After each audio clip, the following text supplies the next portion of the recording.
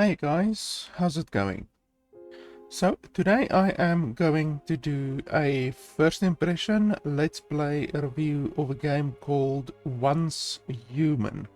The game is currently in a closed beta phase, so that should be taken into consideration. Any content that you see today might change and obviously is subject to change. And the game will be releasing on Steam, even though it is not currently released on Steam. I also do not know a price for the game. Usually when I review a game, I at least know what the price is gonna be, but for this game I don't know what the price is. So obviously normally I would say, okay, the game is worth $10, but it might not be worth $40 or whatever, you know. So price certainly does enter into my consideration normally, but for today we don't have a price. The price for the game has not been made known yet, and on top of that, the game might be a free-to-play game, which will also need to be taken into consideration. Unfortunately, the developers of the game, or I should maybe say the financiers of the game, the financiers of the game, are NetEase. Now, NetEase is a really bad company. They've done a lot of immoral things over the year, over the different years, and apart from that, they have a history of releasing just shitty pay-to-win games, free-to-play, pay-to-win shitty games. Like you can see here, mixed, mostly negative. They just release, like almost everything that they release is just shitty pay-to-win games. They have this game which is 72%, which is barely above 70%. And then this one, which actually doesn't seem too bad. The reviews are pretty good for this one. So this is, as far as I can tell, the only game that they've ever released on Steam that is actually rated good. All of their other, how many is this? 6 games that they have on Steam is bad pay-to-win bullshit. So unfortunately, NetEase is probably going to force these developers, this developer studio behind Once Human, to add a whole bunch of pay-to-win bullshit to the game. I'm not saying that that is going to happen, but that is one of the choices. If this game is going to be free to play, like all of these games, then they are going to add pay-to-win bullshit to the game. Otherwise, they might just do a normal price for the game, like just a normal whatever, $30, $40, whatever, you know, just like a normal price for the game. But like I say, going from their history of games that they have released so far, like all of their games are pay-to-win games, free-to-play, pay-to-win games, like literally all of them. It's literally, I don't think they have ever released a game that is buy to play. All of their games have been free-to-play, pay-to-win games. So that should be noted, and I will take that into consideration when I render my final decision at the end of today's video, that this game is more than likely going to be a free-to-play, pay-to-win game like all of the other games have been. I mean, the studio has a lengthy record of releasing only pay-to-win free-to-play games, so if it looks like a duck and it sounds like a duck, it's a fucking duck. And unfortunately, this duck, NetEase, is a pay-to-win duck, a heavily pay-to-win duck. So anyway, I am also giving away codes for the game. The developers did send me code for the game, so I have about 10 codes that I will be giving away. Normally I would do it during a stream, but I'm not streaming the game. I'm not in the mood to stream. So how we are going to do this is there are 3 different ways how you can obtain a code. You can either message me on Steam. This is my Steam ID, and you can just message me on Steam. My messages are open, my DMs are open, so you can message me on Steam and tell me that you watched my video and that you would like a code, and then I will send you a code. Otherwise than that, if you don't want to message me on Steam, you can message me on Twitter. My Twitter DMs are open.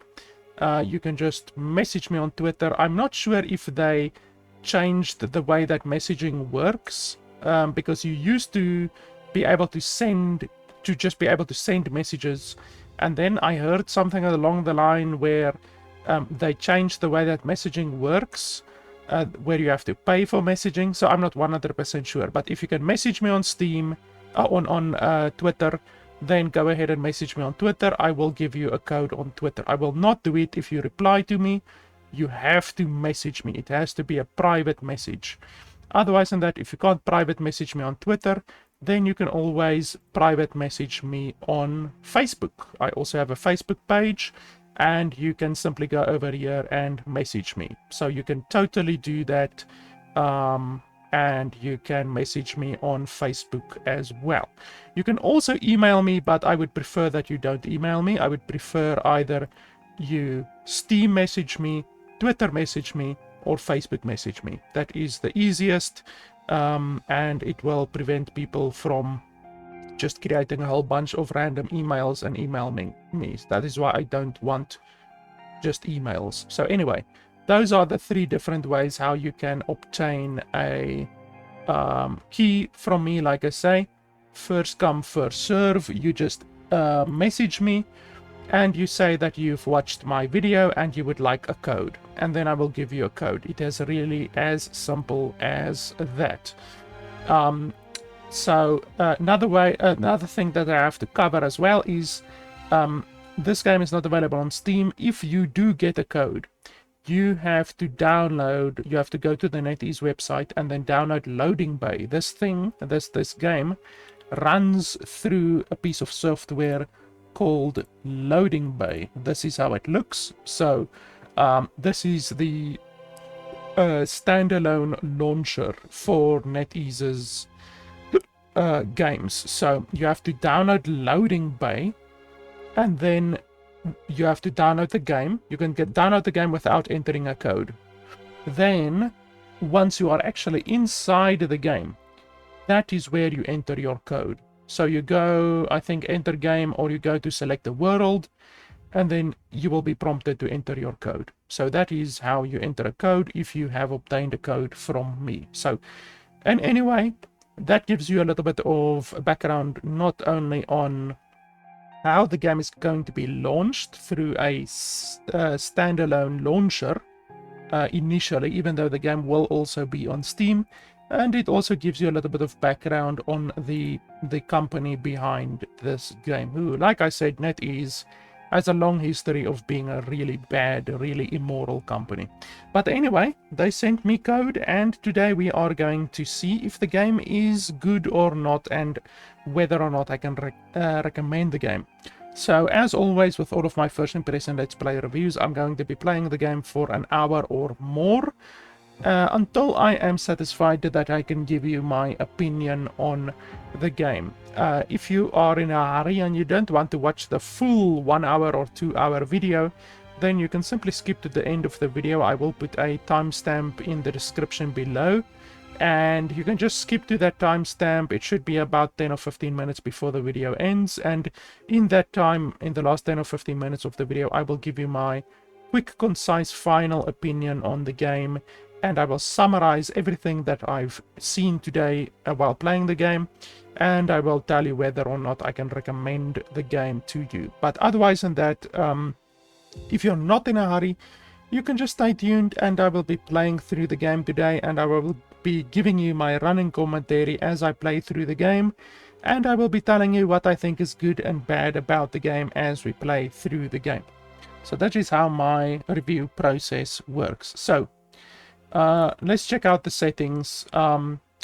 First thing that I noticed when I opened up the game is that they don't allow you to change the resolution. There's two different resolution modes, which is the first bad thing. There's full screen and then there's windowed.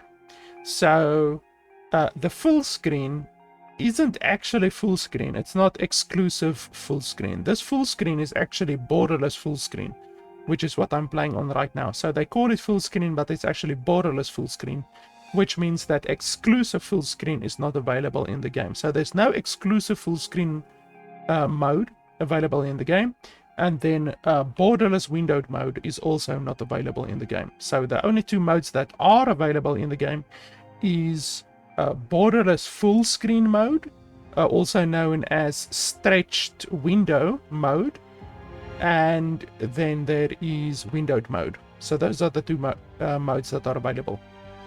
Otherwise than that, if you want to change your resolution, you go over here to render scale. So you can change the render scale over here.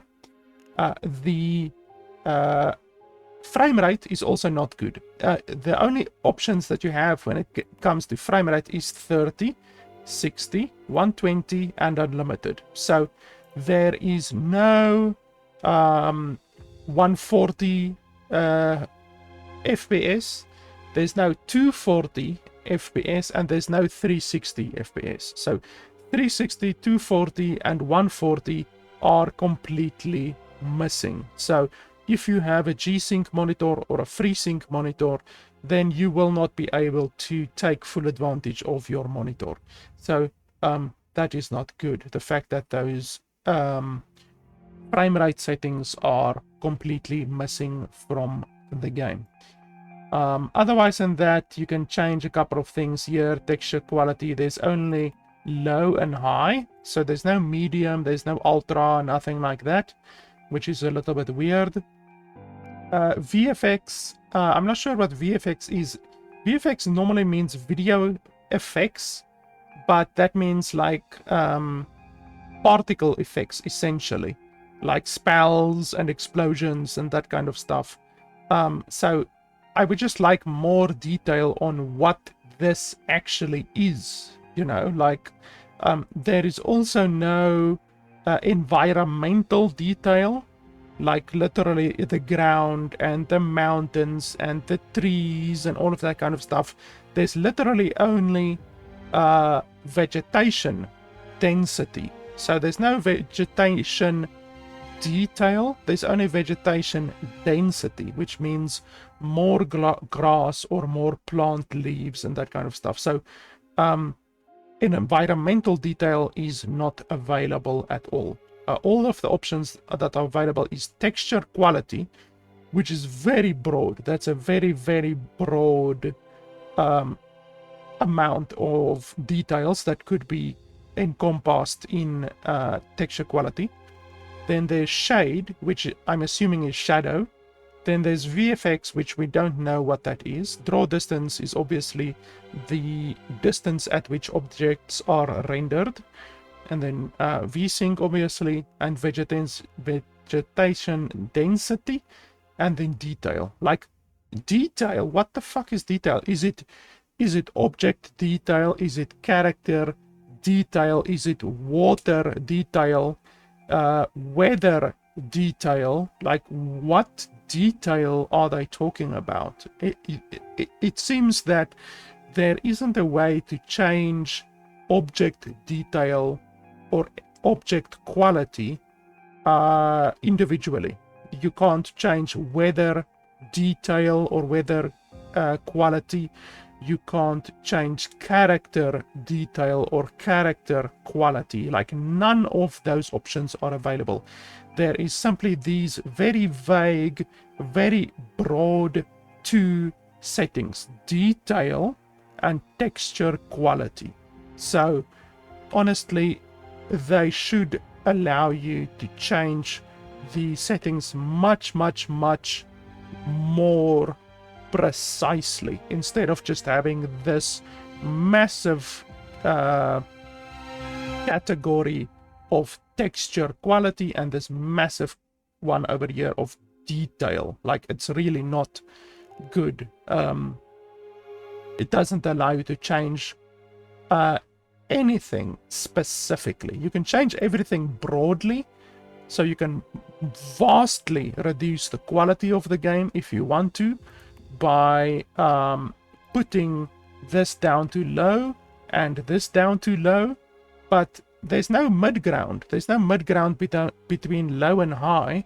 And then on top of that, what if you want the characters to be very high detailed, but you don't want the world to be very high detail, or the weather to be very high detail, or the water to be very high detail? There are no options that allow you to do that. So that is another issue on top of the frame rate issue and the resolution issue as well.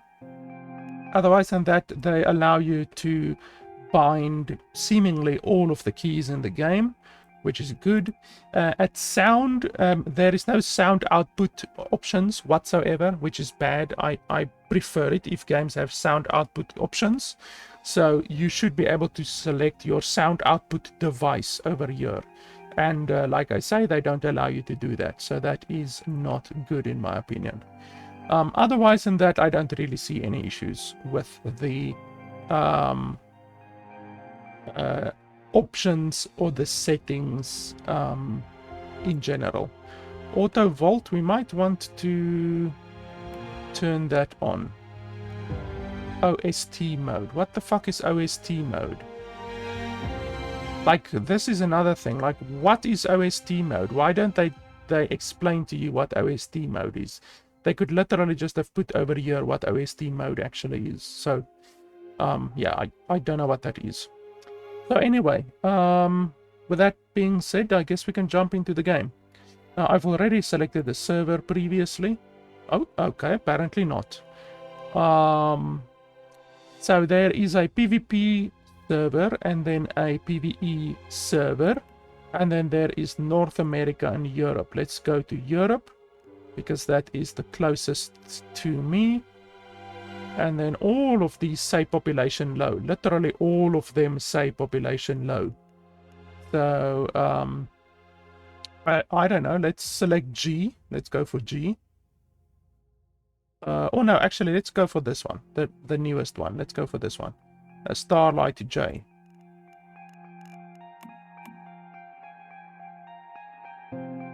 Enter game.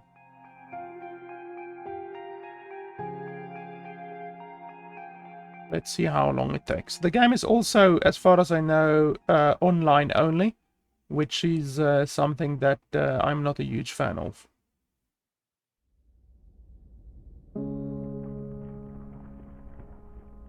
Our lives have followed a long path. But eventually, all roads reach their end. Still each breath.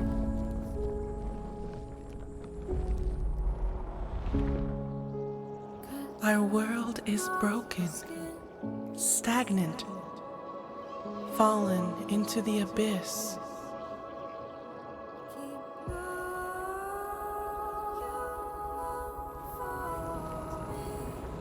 But everything is born from darkness, even the universe itself.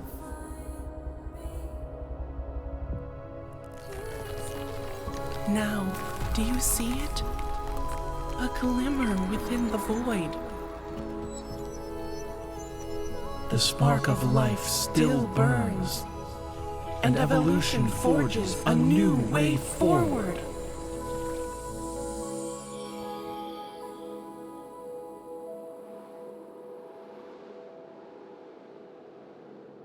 Once your faith overcomes despair, once you move beyond death,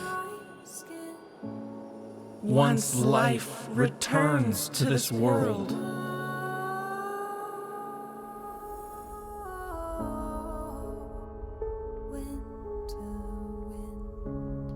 we'll meet beyond that path.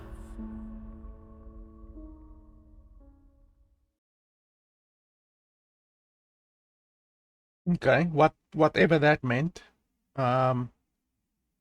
Not really any salient information that we could gather from that intro cinematic. By the way, I'm leaving these loading screens in so that you guys can see how long the loading screens are. I am running the game on a very fast NVMe drive, so you're probably not going to get faster loading times than what you see here, because I am running the game on an NVMe drive. So this thing just popped up. You can't see it on OBS. Let me do this quickly so that you guys can actually see it. This thing.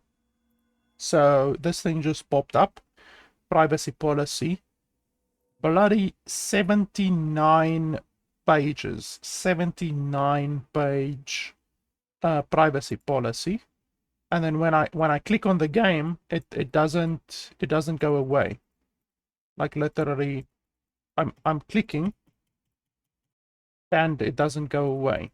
So they literally expect you to read a 79 page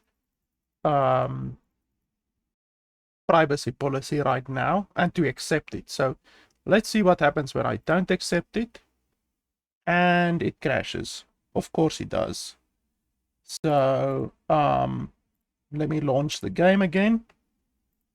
So you have to accept the 79 page privacy policy in order to progress the game, in order to play the game at all, not even to progress the game.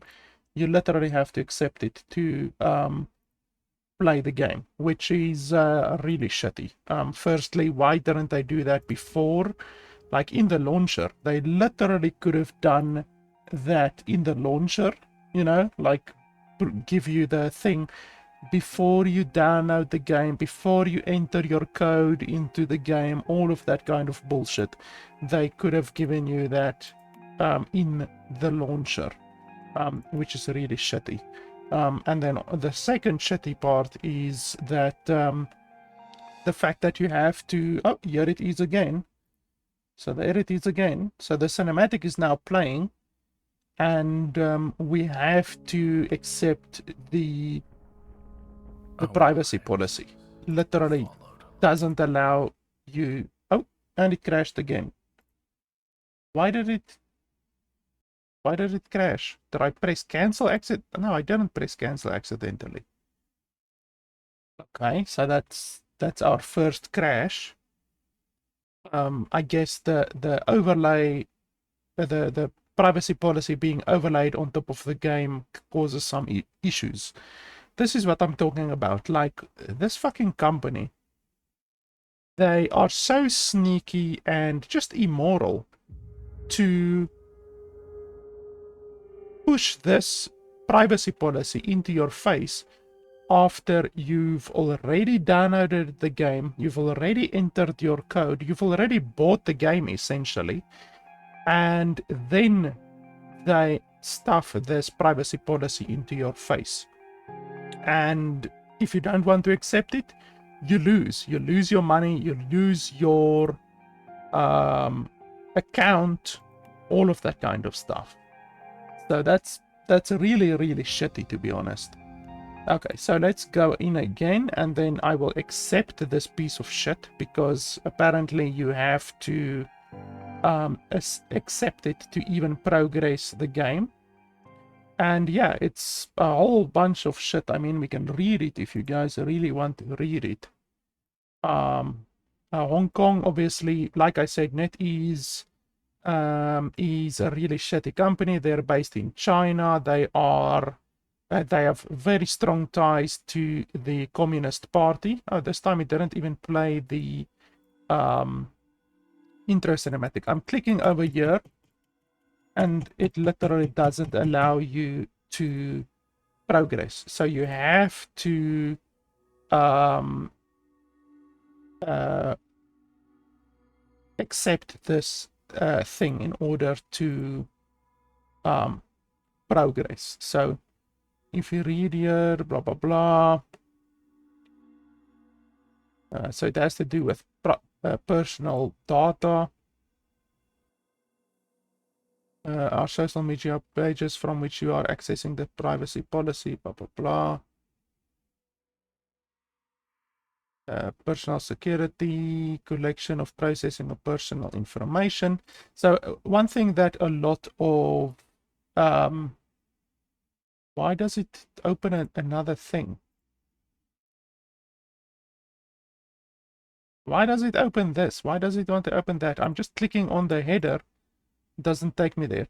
One thing that a lot of CCP companies do is they provide all of the content, all of the user information of their users and their player base to the Communist Party.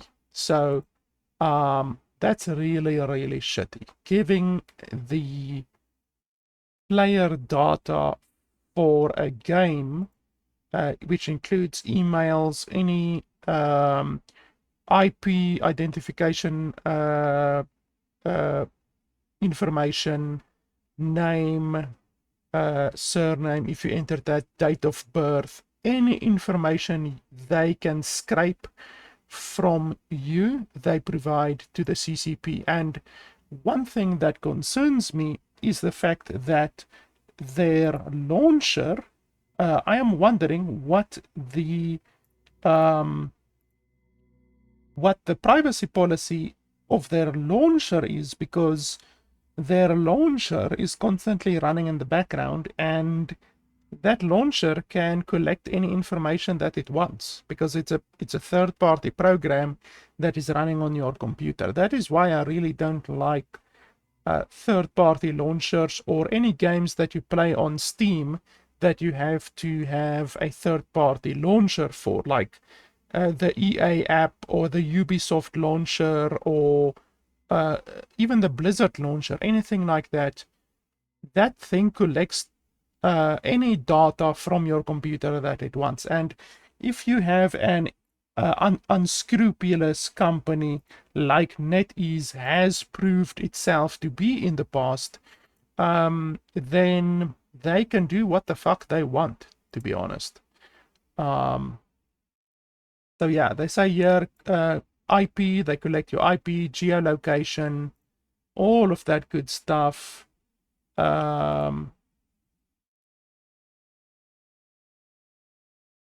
Yeah, it's just not good. Like, honestly, probably, I would say 5%, less than 5% of games that I play, and I have over 1,000 games on Steam. Less than 5%. In fact, I would say probably closer to 1% of games force you to sign something like this. Less than 1% of games on Steam have this kind of end user license agreement, terms and conditions bullshit that you have to accept or you can't play the game.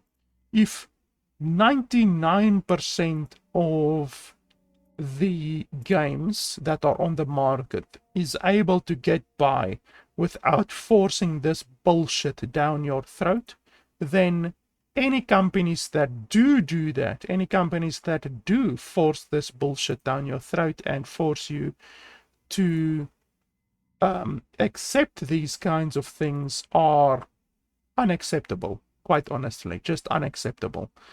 So yeah, I'm not a fan of this, and quite honestly, you're forced to do this shit, or you can't play the game. So it's just one of those choices. Me as a content creator and, well, someone who values their privacy, Fortunately, I do cover myself against these kinds of things. I have a business Steam account. I don't use my own personal Steam account, even though this doesn't even run on Steam. This is completely separate from Steam.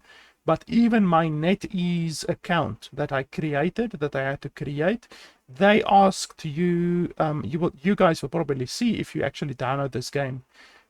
They ask you to sign in with Google, or you can sign in with Apple, like Apple iCloud, or you can sign in with there was another thing, or you can create an account with an email, and that is what I did, because I have a burner email that has no private information whatsoever. You can't find my name or my location or anything on that email. No personal emails, personal credit card statements, nothing go to that email. I only use that email for business, and I never use even my first name I don't use on that email. So fortunately, these guys aren't getting anything unless they are literally scraping the data from my computer with the third-party app. Like I said, the third-party software. That's the only way how they will be able to get any information from me. Even if I accept this, I have no loss of personal data because I protect myself adequately. But like I say, you can see here that they say that if you have any questions, blah blah blah, but I haven't seen any opting out yet. There's no opting out. It might be down here a little bit lower by the EU. I know that the EU through the GDPR allows people, well, is required by law to allow people to opt out, but I'm not seeing anything regarding that yet. So here they say collection and processing of personal data, contract information, name, postal address, email addresses, like I said, IP addresses, anything they can possibly scrape from you, your age, anything, they will use and collect and store, which goes against the GDPR of the European Union. It goes against many countries' laws, but normally they are required to allow you to opt out. You have the right to not be unlawfully discriminated. Okay, no, that's not it. 1 to 4. Here we go. So you can request to have your personal information deleted, and then you have to email them over a year. So if you want to do that, you can do that. But what a lot of developers do, in fact, they say here, we may decide, well, we may decline to honor your request. So that's absolute bullshit. That goes against the GDRP or GDPR of the European Union. So that's an issue. But what a lot of companies do is that they delete your account as well. I actually saw on Reddit there was the one company, I think it was either Ubisoft or it was EA or it was Blizzard. It was one of those three, and the player, the person, invoked their GDPR right. They emailed Blizzard or whoever it was to say that they want all of their personal information deleted. And what they did was they deleted the guy's account with all of his games. So his personal account that has no identifying information, it doesn't have his name, his birth date, and it's in any way not considered personal information. Just having an account isn't supposed to have any personal information in any way. Like, unless you opt in, like on Blizzard, you can opt out of having your real ID. They call it real ID. You can opt out of having that associated with your account. And even if you have that not enabled, you can just use a fake name. So you can use bloody Robert Paulson if you want to on your account. And that's not your true name or anything like that. So you can request them to delete your personal details, and then they shouldn't delete your account. But what these malicious motherfuckers are doing is they are deleting your account just because they are, how can I say, they're pissed off that people are making them do that and making them delete all of their stuff and their advertisements. They can't serve advertisements to you when you do that, when you request them to delete all of your personal information. They no longer can serve advertisements, personalized advertisements to them, to the person. So what they did, I think it was Blizzard or someone, they deleted the guy's account with all of his games, which is not part of the GDPR. It's, you can request what information is to be removed from the servers and that kind of stuff. And like I said, in any way, personal identifying information is completely different from an account. You can have an account with a company and they can have no personal identifying information. They can't have your cell phone number, they can't have your name or your surname, your date of birth. None of those things are required to have a personal account, or to have an account with a company. So it's really childish and peevish of these companies to delete the games associated with an account just because someone is requesting that they delete their personal identifying information. And that is unfortunately what a lot of these companies are doing. What's this over here? To request opt out of any future sharing of your personal information. If you're logged in, you may set your account preference via account center ad settings in your account. So where is that? Is that on the NetEase website, or where is that exactly? Let's have a look here. I just want to see, is it on the loading bay thing, or where is that? Let me have a look here. I don't see anything. It's probably on the loading bay website then, because you can literally see here on my launcher, I am not signed in as anything. That's exactly what I said when I said that I take privacy very seriously. So even if they have no information regarding anything about me. So unfortunately these days, that's what you have to do. You have to, when signing up for anything, you have to use a fake email. Well, you use a burner email, obviously. So you use a burner email. You don't associate any real names, real addresses, real cell phone numbers, nothing like that with that account. You don't even put in your real date of birth, anything like that. Because these companies just sell all of your information, and then you have to jump through 50 fucking hoops just to get rid of your own personal information that you didn't give them permission to have. Like, I haven't given them permission to have it, but now I have to literally email them to delete my personal information.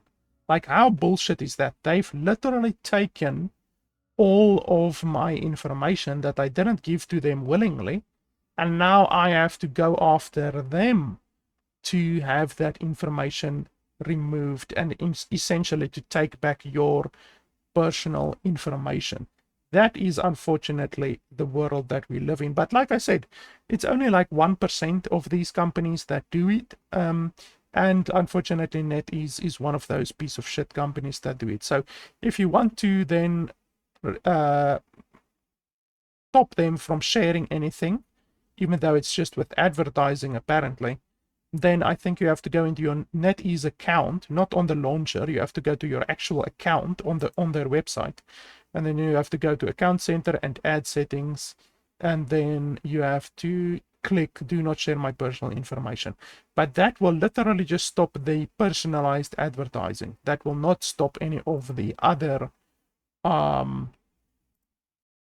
personal information being shared. And like I said, unfortunately, this company shares your information with the Communist Party of China, which obviously is looking at history quite concerning, because they simply throw people in prison for being a certain religion, like a Muslim or anything like that. The Communist Party of China throws you in prison, puts you in internment camps and labor camps, simply for being a Muslim. So yeah, that is unfortunately the type of company that you're dealing with here. So anyway, let's get into the character creator. We've now accepted the yes, the Communist Party of China can have my personal information. We've accepted that now. There is no alternative. Like I said, all you can do is protect yourself about what information they get from you. Okay, so you can zoom in pretty nicely, even though you can't go up and down, unfortunately. Like, I want to go up and down. The game doesn't allow me to go up and down. So that's not good. I want to be able to see more up, you know, because I can't see the fucking top of the guy's head. But anyway, do these only change? No, these also change your body as well. So you can see this body is bigger than this body, for instance. So it doesn't just change your face. But these are only presets. But anyway, let's look at the presets.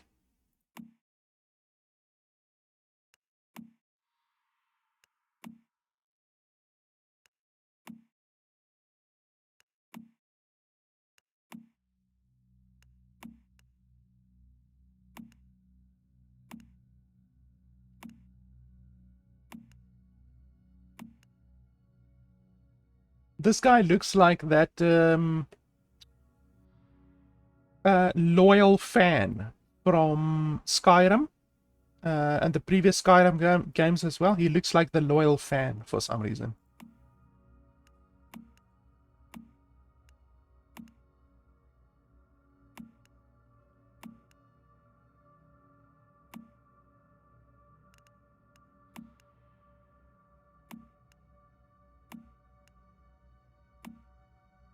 Okay, so that's a nice amount of different presets.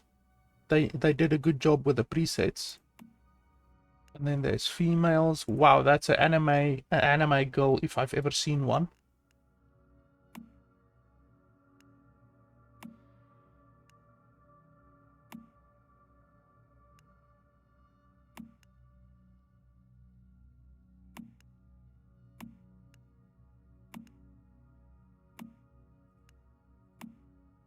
So the head shape also changes. That's what I've noticed. It's not just the skin color and the hair and the eyes. It's the head shape as well that can actually be changed.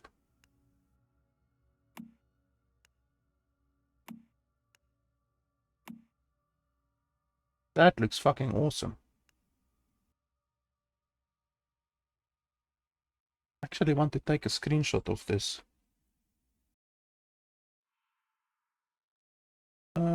What was my screenshot key again? I forgot. Just 1 second. What did I make my screenshot key? Bloody hell. Ah, now I remember. There we go. Screenshot that one. And screenshot this one as well. Oh, that looks awesome. Just when I thought that this one couldn't be beaten, this one beat it. The faces look really cool. The female faces look much better than the male faces, actually. That one also looks really cool.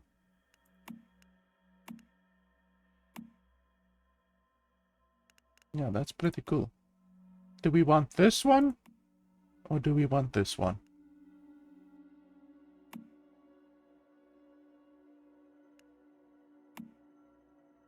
I think this one looks cool. Okay, so these are only the presets, obviously.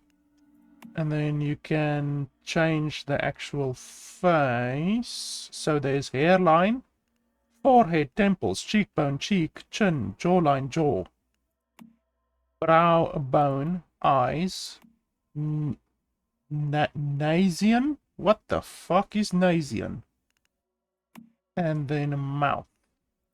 Can you change? Okay, let's see here. Static, look at. Look around. Hair tied. Light. You can even change the direction that the light is coming in from. That is very good, actually. Static, so you can freeze it. Hair and makeup. So you can change hair and makeup, eyebrows, eyeliner, blush, lipstick, skin. Let's change the skin to my personal preference. Can you... Oh, there's also a character palette or a color palette, so that's pretty cool. Even though you can't make your skin like red or blue or green or anything like that. It's literally... You can basically choose between... I almost want to say white, even though that looks not even white enough. And then there's like a little bit darker, and then very dark, and then there's like a pinkish, and then darker again, and then there's like a little bit bluish. But like honestly, I'm not seeing the colors that I want to see. Color balance. What will color balance do? Can't even see anything changing, to be honest. When I change this, I don't really see anything changing. Age. Oh, so that just adds lines. So like, I would have really liked it if they would allow you to have like any color that you want, not just these preset colors, like literally any color. Because these colors are actually pretty limiting.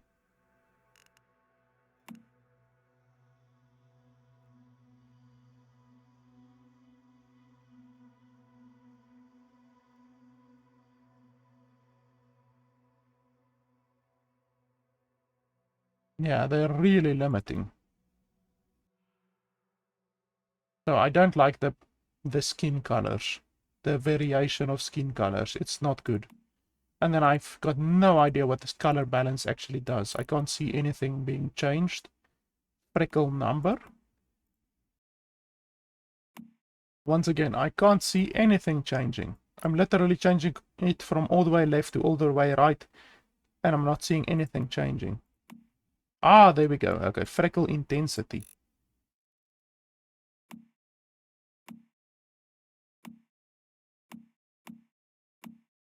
Okay, well, yeah, let's not take any of those.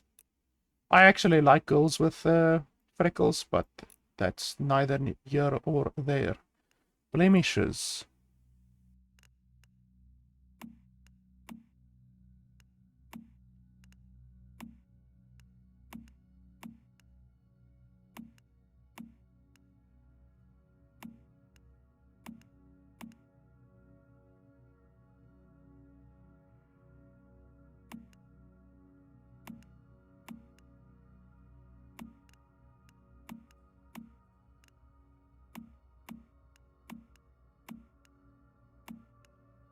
Right, so there's a relatively good amount of blemishes. Face paint.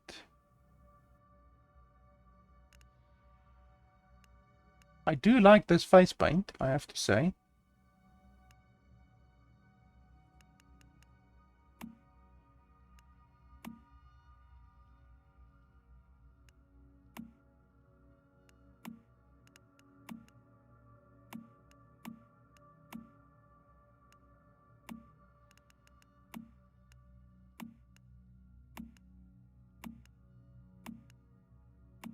I like the tattoos, the variation of tattoos. Very good. So far, this character creator is actually really good.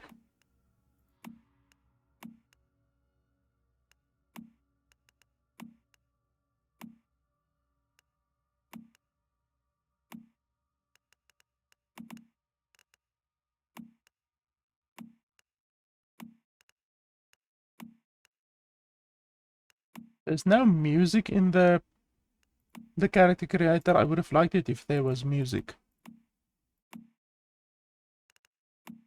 Okay, so where's that other one that we had? This one. Yeah, that looks pretty good. I would have liked it if it was a little bit tiny, almost, I want to say.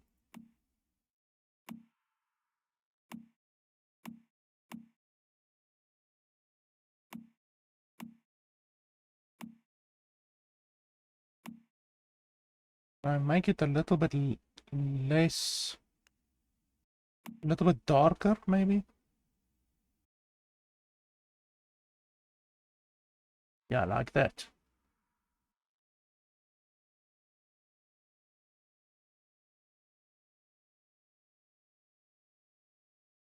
That looks good.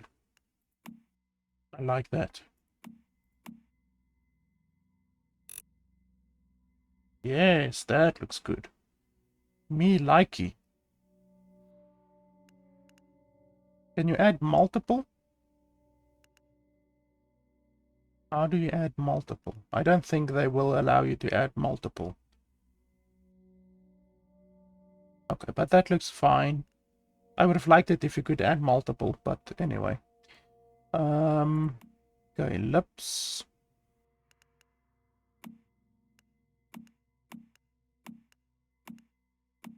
Not a lot of different lip variations.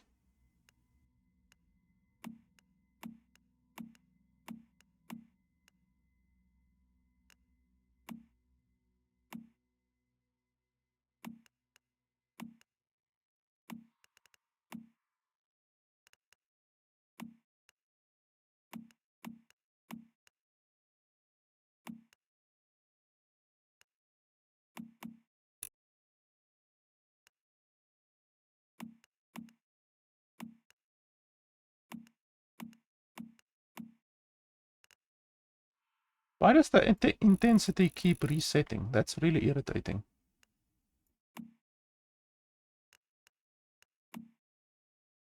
See, the intensity keeps resetting. For each new one that you select, the intensity resets.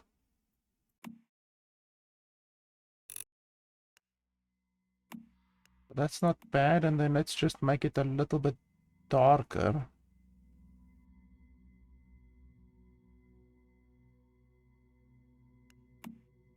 Yeah, that's not bad.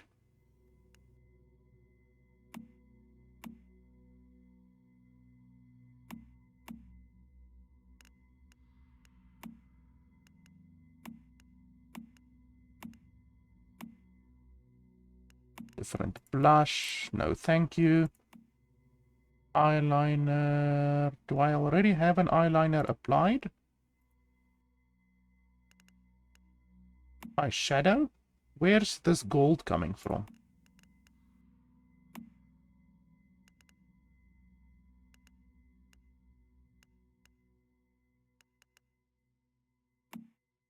Ah, you see, now it's gone. One was it? Was it this one?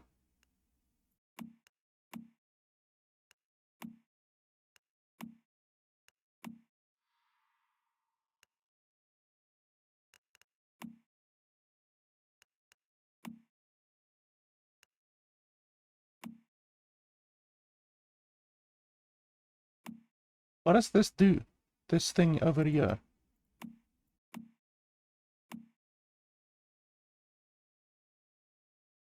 I don't understand. That's the one that we had.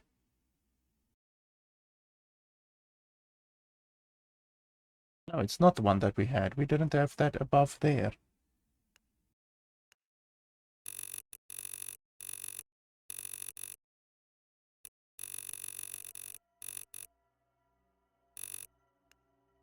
Okay, but I like that. But we didn't have that over there. So this is eyeliner. Eyeshadow?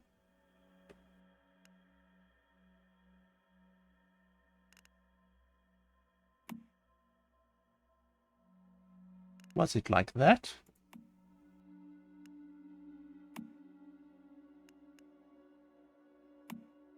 No, we are losing some of the gold.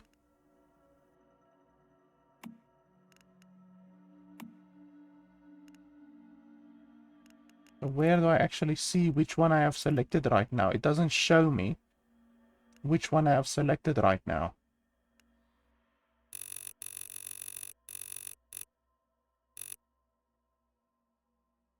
You see, I don't like that orange over there.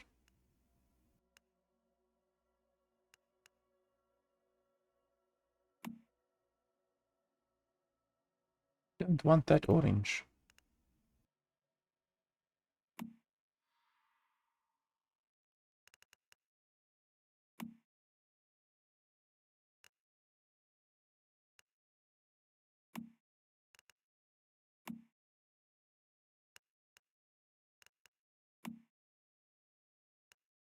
Ah, yes, that looks good.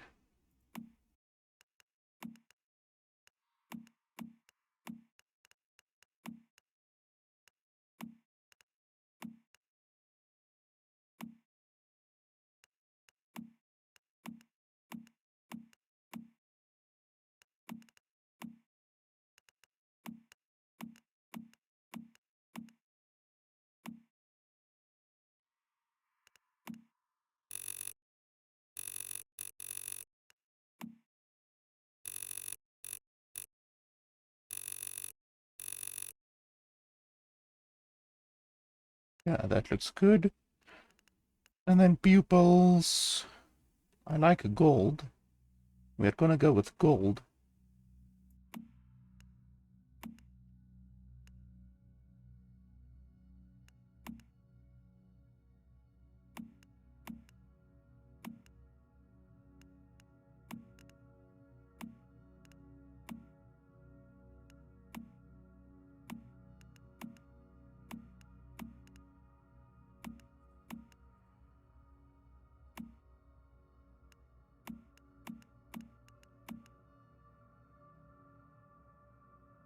Yeah, that looks okay. Okay, eyebrows. She has no fucking eyebrows, apparently.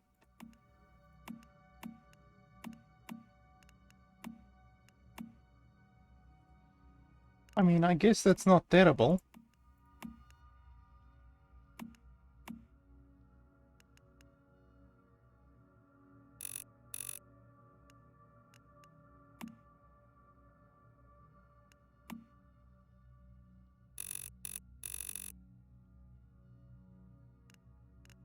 And then hairstyle.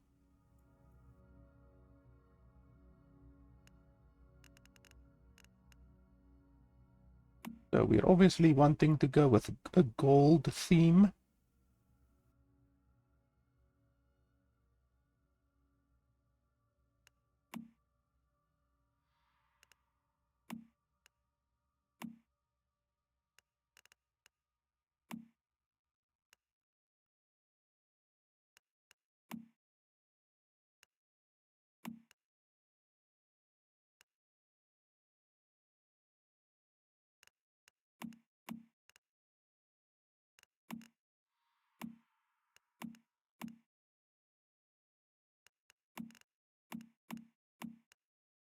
Not a lot of hair options, to be honest.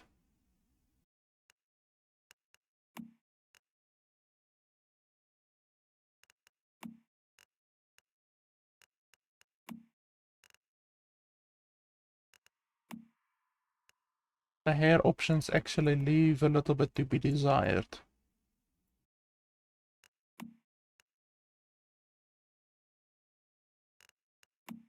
Now this one looks the best, but it's still not good. Why did my eyes change? I didn't select those eyes.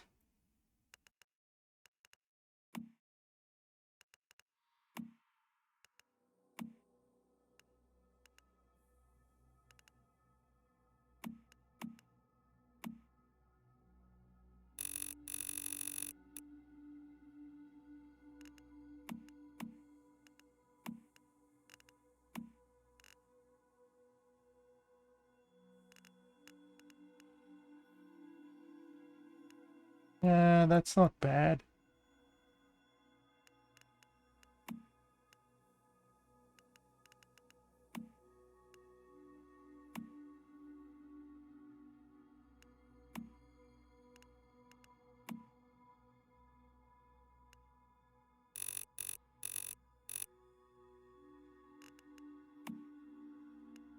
Okay. Anything else? So, hairstyle, eyebrows, eyes, blush, lipstick, in.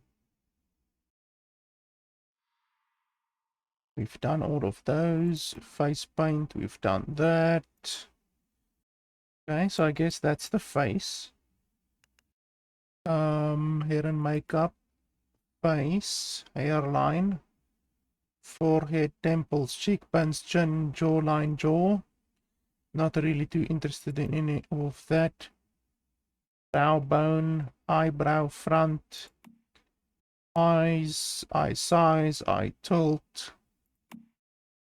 nasion, nose bridge, nostrils, nose tip,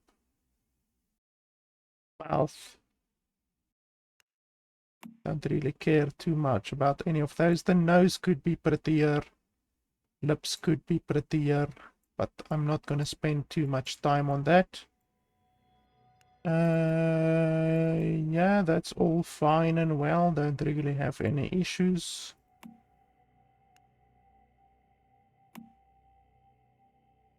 Body height. Okay, that's a very small change, to be honest.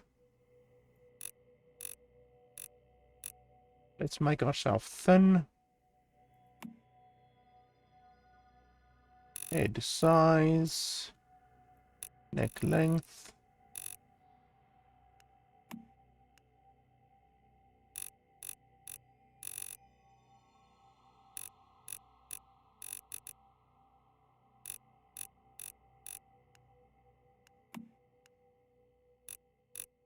Of course, because this is a Asian game, you can obviously change the boobs. That's very, very important always.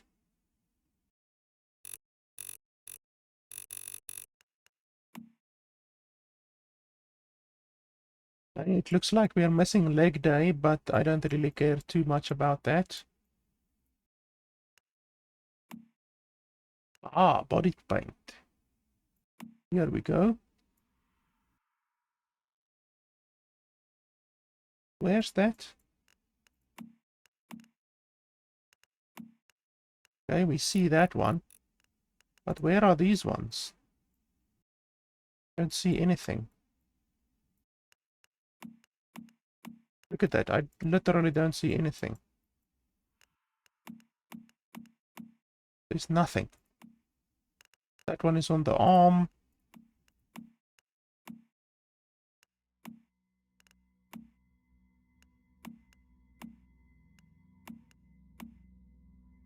Yeah, so the tattoo choices are really quite little. There's not a lot of tattoo choices at all.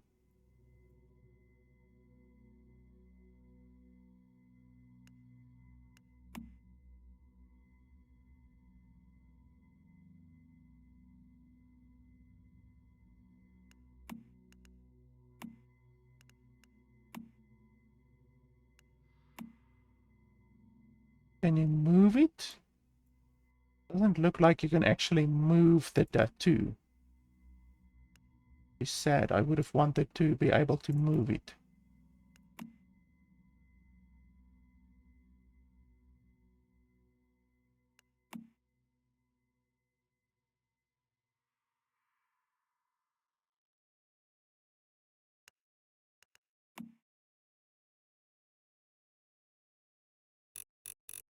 I would have liked it if you could maybe get like a stomach one or anything like that, but all of these seem to be chest and arms. There's nothing else available.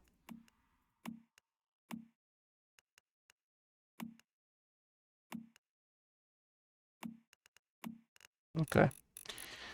So that's that then, basically.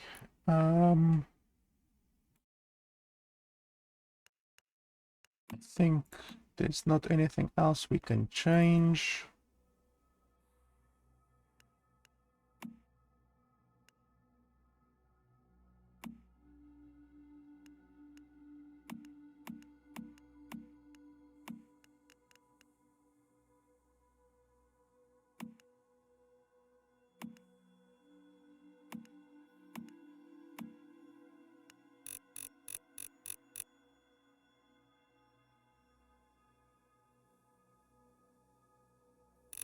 Why can't I zoom out more? That's really stupid.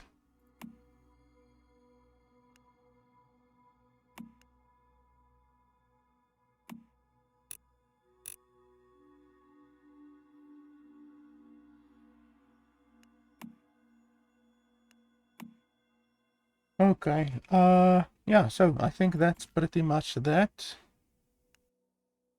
Wait, not yet. Have we actually done everything that we wanted to?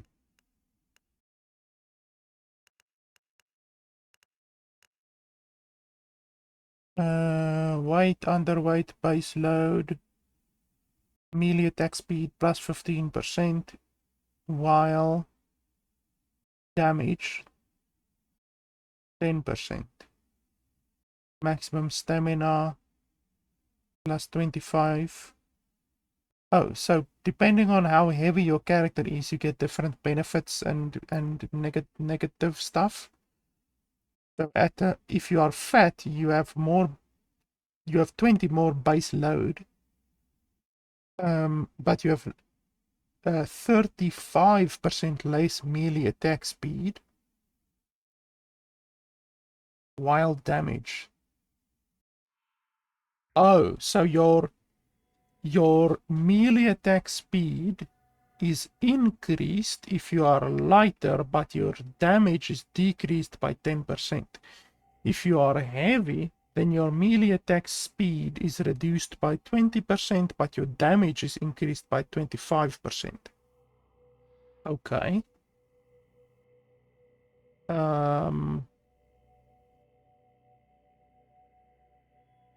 So you basically have to choose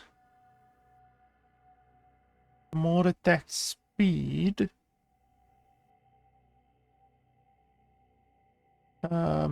Essentially, here at the beginning, you get 15 attack speed, but minus 10% damage. So that basically equals itself out. It cancels itself out.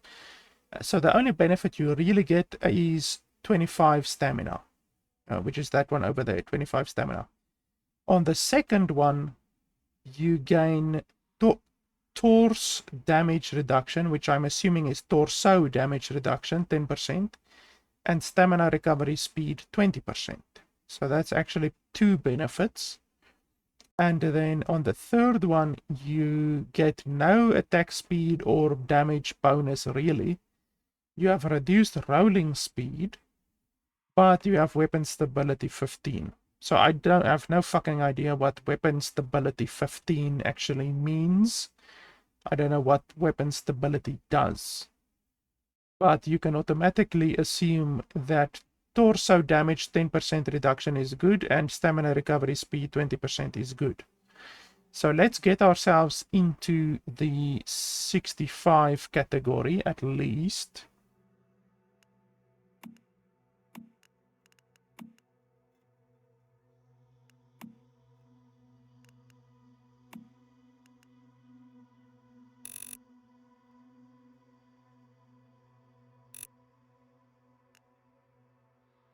58.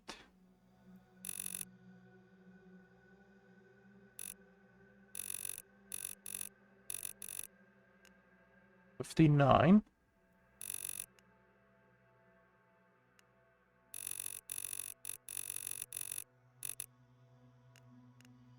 61.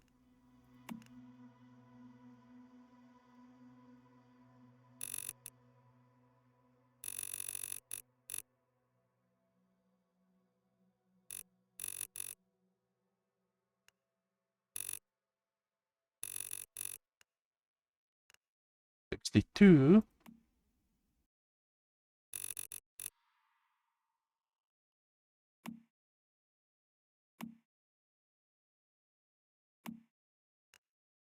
68.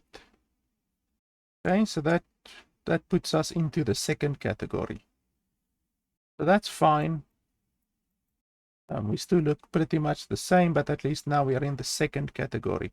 It would have been nice if they gave us a tutorial on that, because obviously if you don't know that this by hovering over here, then you might end up with a character that isn't fit to your playstyle, you know.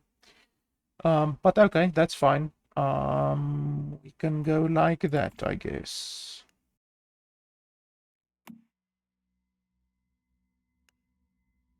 What's this?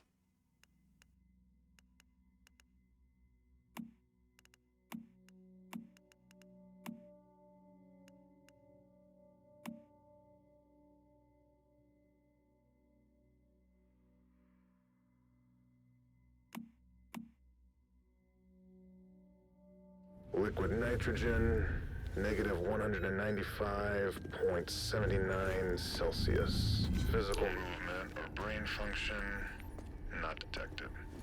Subject status, stable. Dagger still stuck in the sheath. Inspection 481 complete. Requesting a higher power outlay for the isolation chamber to prevent any further outages. What's that?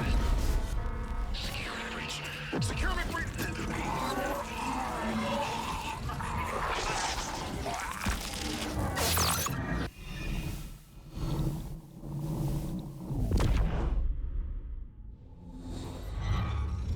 Okay, so what? Did we do that, or who did that?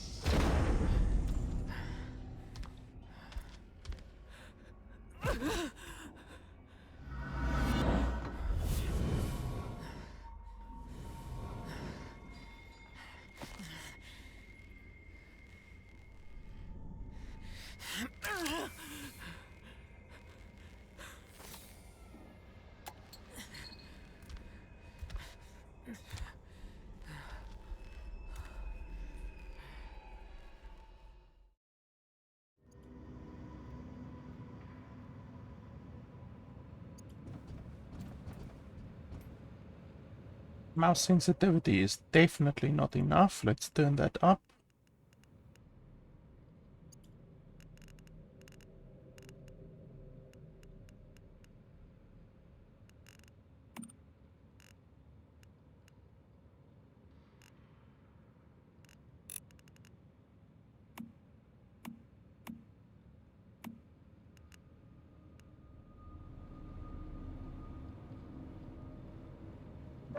Still not enough.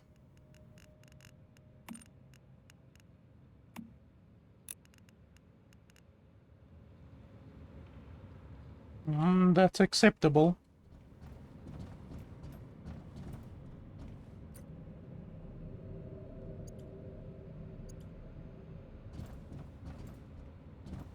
for some reason the game ramped to 100% GPU usage during that cutscene.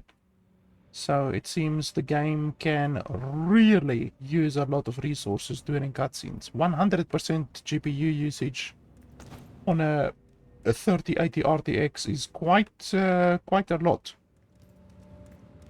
And we're only playing at roughly 2K resolution. Okay, so the game crashed. I guess that kind of thing will happen in early access, demo, whatever, beta game. I don't know if this game is technically considered alpha, beta, or what it is, but anyway, we are back. So, why is my sensitivity messed up again? Does the game not save your sensitivity settings or what? Where's the sensitivity? Why does it say mouse and display? Like, that's really weird. That's really weird. Like, two things to combine. Mouse and display. Like, why do they combine those? And then we will bump up the sensitivity by quite a lot. I hate mouse smoothing, so we're gonna remove mouse smoothing, obviously. What's OST? Over the shoulder, okay. I'm not sure if I like over the shoulder. Sprint, we can do press. That's good. I like not having to hold shift the whole time. Yeah, I think that's better. Yeah, mouse sensitivity is better now. We still have a little bit of stuttering. Okay, so I rate that.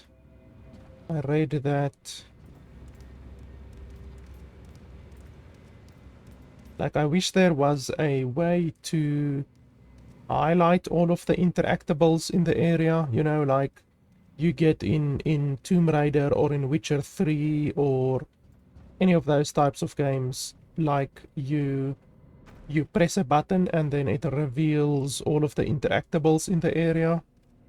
I think this game would really benefit from something like that, even though it does show you, if you look in the direction of the thing, then it does show you, but it also goes away. Like, you see, it goes away sometimes. I don't know why it goes away sometimes. Like, there it went away. Like, why does it go away sometimes? That is why it must be way more reliable to actually know what is in your vicinity.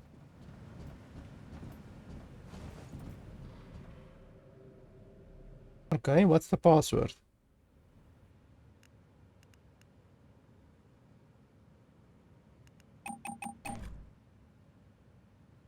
Okay. Oh, 0728. There's it there at the top. 0728. Why doesn't the game just do that for you automatically? That's a waste of time.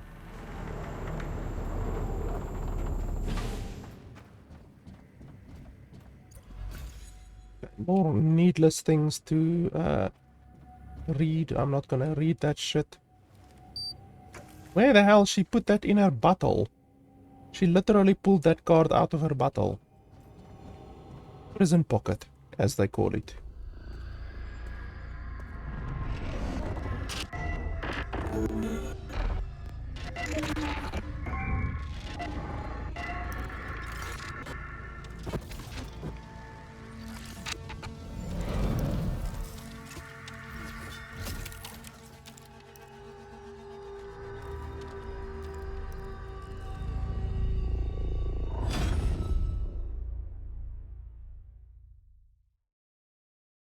Okay, so what's this thing supposed to be?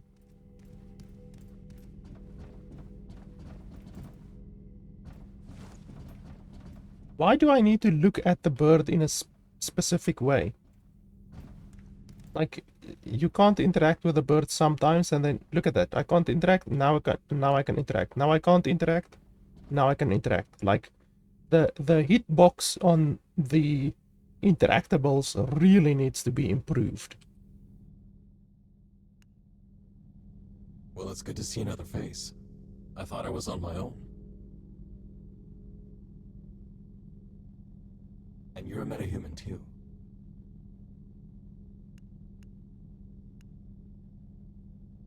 I look fucking awesome, actually. I don't know who you are, but I know what you are. You awakened the cradle, and that's something only a metahuman could do. Do you remember who you are?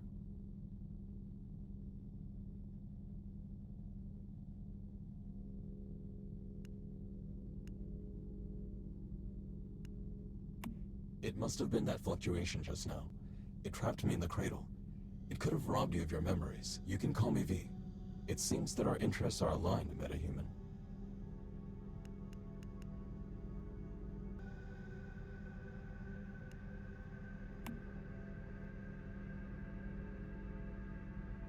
This place is called a monolith. Rosetta uses this place to secure deviations and perform experiments on them. I wasn't expecting this many deviants, though. Let me just turn the audio up a little bit. A little bit low. At least the dialogue is a little bit low. True. I used to be like you once. A metahuman. But it's a long story, and now is not the time. I came to secure a deviation. A paper butterfly. But I think something must have scared it. Right now, though, we need to move. I can show you the way out of this place, but only if you help me complete my mission first. All you have to do is listen to what I tell you. I'll be right here in the cradle. Now let's go. These dialogue scenes are really janky. I don't want to go in there. In there. Why can't I go out now? There was literally still stuff that I could have looted out there. Why? Holy shit! I didn't even go through that. It just sucked me through. Like, literally, I was walking over here. Look at that shit. I'm not even going into it, and then it sucks me through.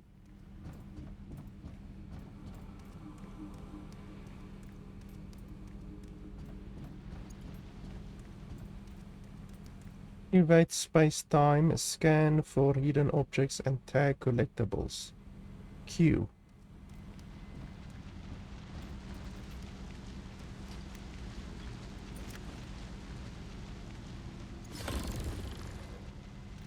You can equip 2 ranged weapons and 1 melee weapon at once. Okay, I couldn't read finished.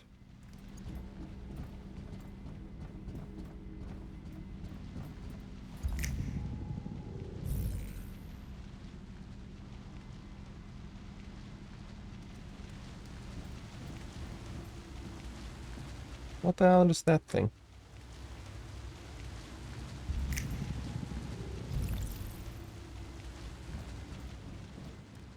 I have to be in here.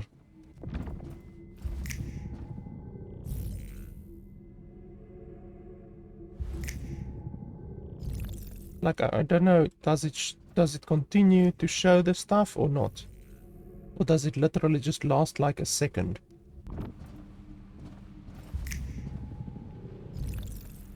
Oh, okay, so it continues to show it. It outlines the stuff. Okay, so that's good. That's exactly what I was talking about regarding the survival sense like you get in Witcher 3 or those types of games. I didn't miss anything over here, right? I got that, I got that.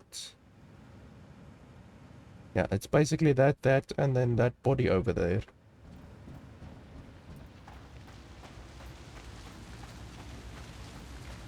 Can I kill this thing? This is a life that has been infected with stardust. It's called a deviant. Our world has been overrun with deviants ever since Starfall. Ordinary humans can't take high levels of stardust exposure. When they do, they end up just like that thing. But you're a metahuman. You should be fine.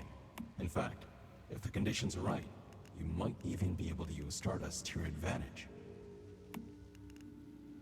We're gonna need to turn the dialogue up a whole lot.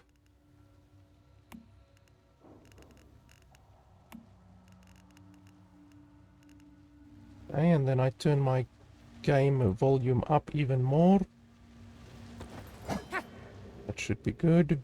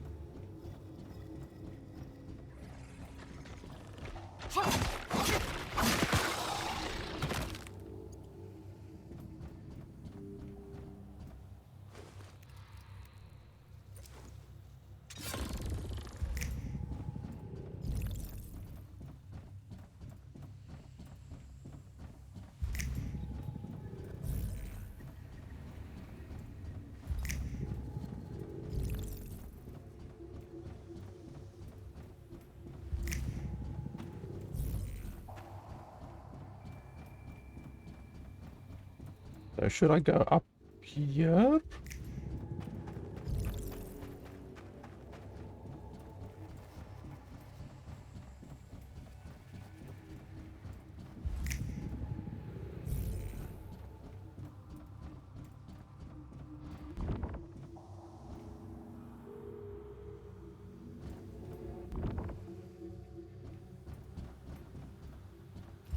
This guy doesn't even show up on the interactables, so there are some things in the game that don't show up on your search, so that's fucking stupid. Like, why don't these show up?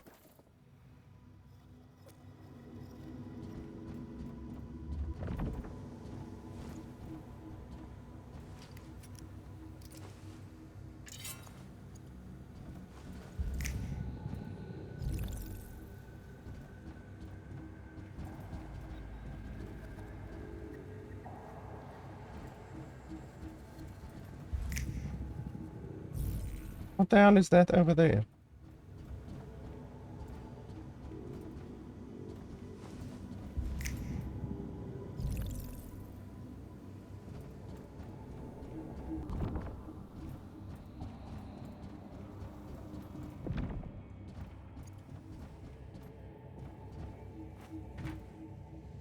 There's a lot of stuttering.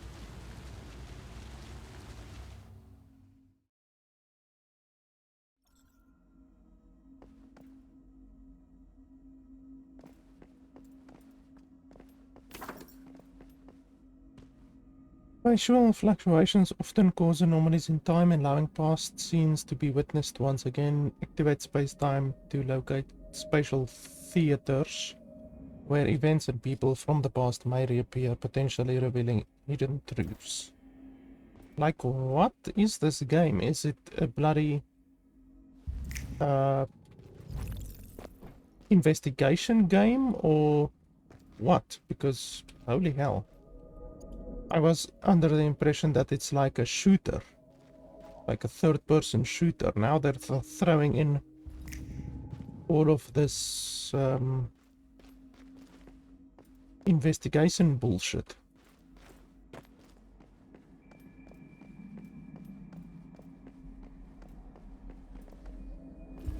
My name is Victor Hammond. What's your Yeah, well, I don't care about these things. My butterfly.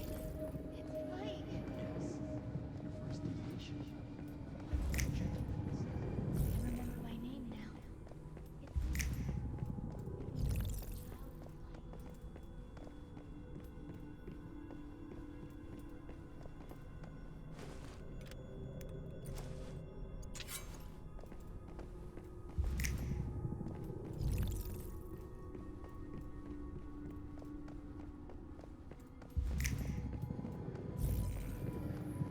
Okay, so how do I get past here?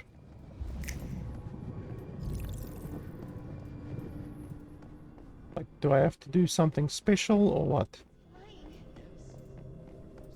We need something powerful to challenge the evolutionists. And I think I've finally found it. We can secure other deviations.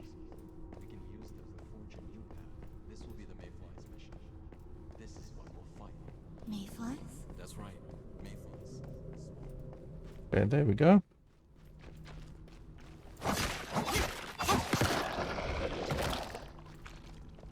Like, these enemies are like bloody Final Fantasy enemies. Like, why do they have a bloody a suitcase for a head? You know, that's something you would see in Final Fantasy.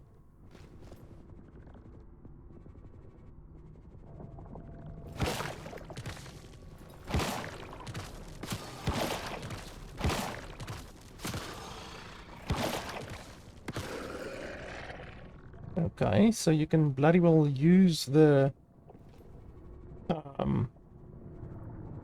certain parts of the enemies. Why is it in Chinese? Korean, whatever. We found it. Reach out your left hand. See if you can feel the rhythm of it. Then try and secure it. Equipped gloves.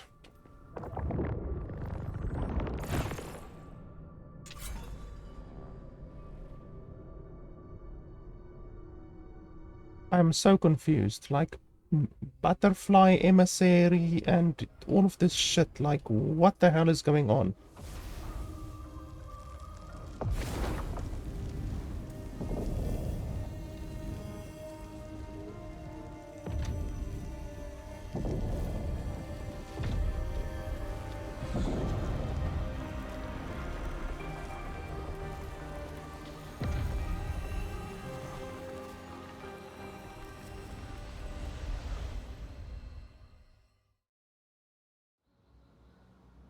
Well, what the fuck? Wasn't there more stuff to loot there?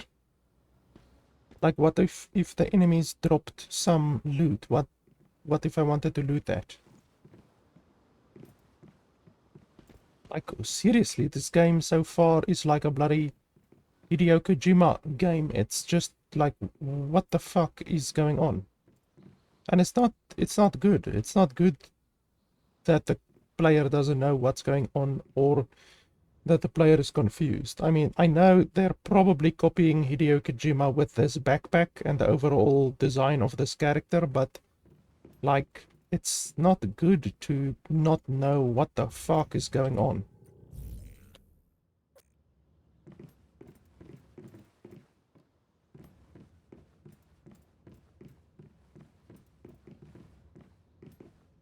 Territory course.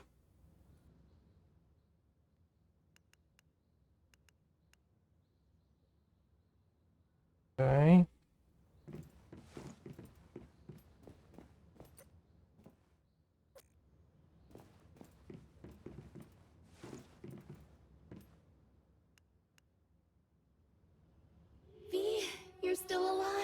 Yes, and look what I found. A meta. Only just woken up. They were kind enough to activate the cradle and set me free. Thank you, metahuman. This means a lot to me. You can call me Mitsuko. I used to be a metahuman as well. Rosetta did all kinds of experiments on me. That is, until V saved me. Mitsuko is a very special meta. She can sense even the tiniest fluctuations in the stardust. It's thanks to her that I was able to take refuge in this place after Starfall. You're safe here. Well, the voice sync of the mouth sync is really bad. They really did not bother with the voice sync at all. Why are the eyes doing that? What the hell is going on there? About 20 years ago, Rosetta triggered a major stardust fluctuation during one of their experiments. As a result, some great ones slipped through, entering into our world. They brought increased levels of stardust with them. That poison has seeped into every corner of our world now, spawning countless deviants and other dangers.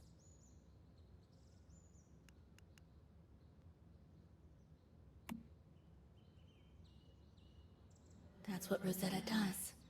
At first, they just locked deviations away. But then they figured out that deviations could be harnessed to make humans stronger. Why does the camera go from the top down to her ass each and every time? Metahumans like me and you. Done that multiple times now. We're the future. And they're not wrong. Metahumans are mankind's last hope. We were created by Rosetta. But we don't take orders from them anymore. We left. We call ourselves the Mayflies now, and we do things differently.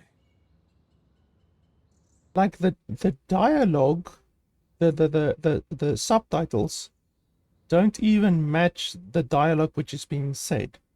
I've seen that now several times. The subtitles don't match what the people say. Yes, an emissary of sorts. I wanted it to help rescue other metas. The recent fluctuation must have startled it. The important thing right now is to secure it. See that thing in the center of the room? It's a device for securing deviations.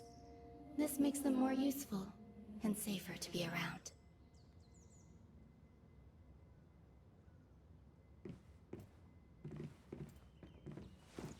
Place the butterfly's emissary in the territory securement facility.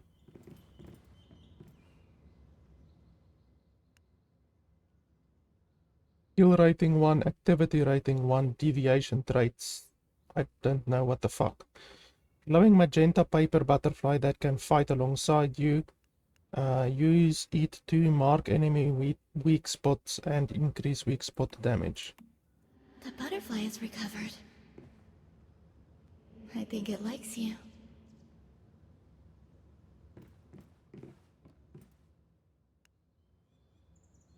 Deviations can be very dangerous if not taken care of. They can radiate stardust, which can lead to all kinds of unpredictable consequences. This is why we created the Mayflies.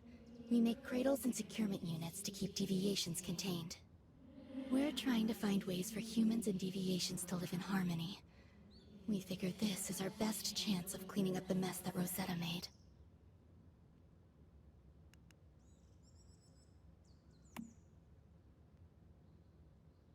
It's a name that embodies who we are. Mayflies, as a species, can survive almost anything.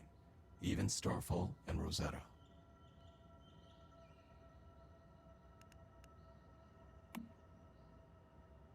No one's exactly sure what they are.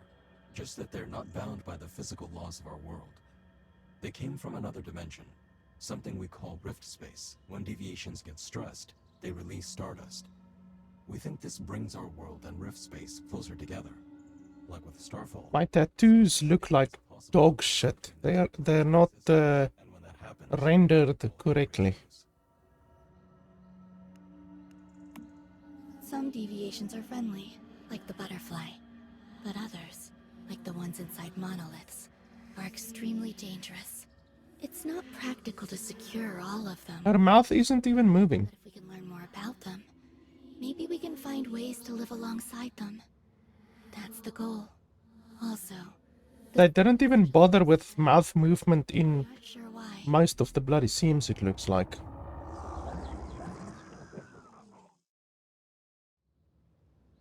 The siren. Shit, it must have gotten through. Come on, Meta. A deviation from another world just entered this space and it won't go down without a fight. Take the butterfly with you. It can help.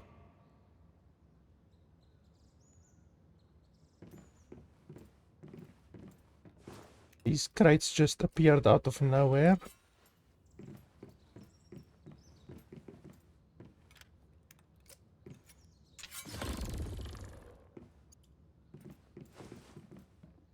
Okay, gear backpack. The armor you currently have equipped is... Okay.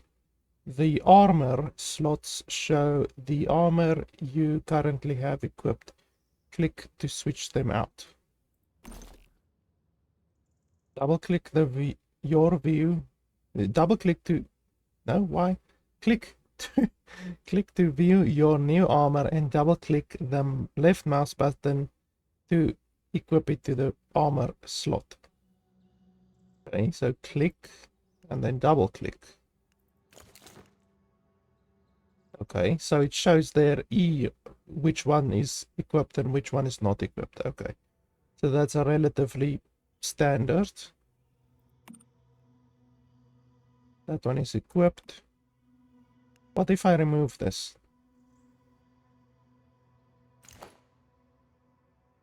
Okay.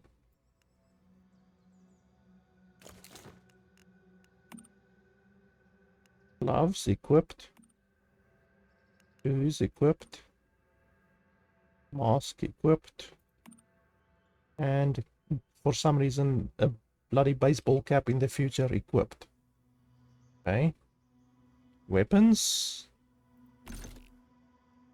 Betty, nothing else. And obviously nothing else here.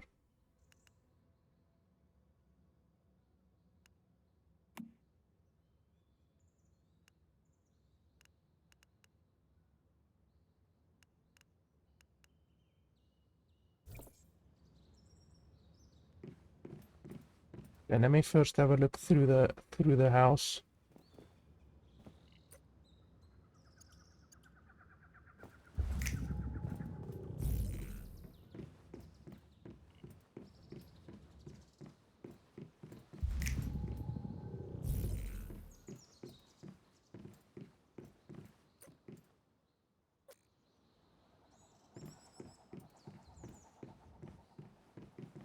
Game's performance is really terrible. Like, the game doesn't even look that good. Didn't I change this?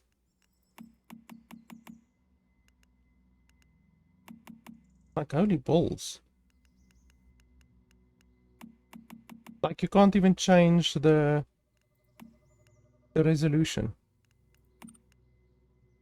That's fantastic.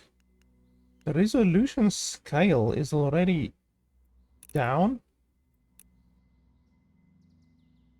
but the game is still consuming a huge amount of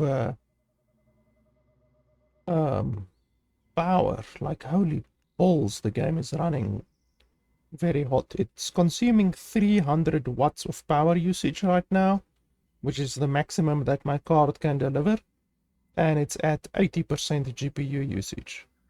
So, like, it's really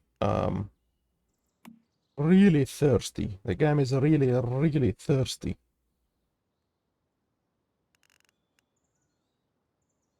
This doesn't even actually change anything as far as I know. Like, this is an overall setting. Yeah, it's an overall setting.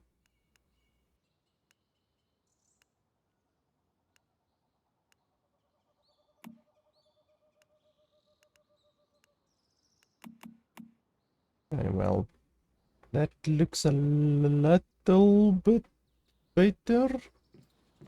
Still consuming 300 watts of power usage, but the GPU usage is a little bit lower now. Anyway, let's go back in.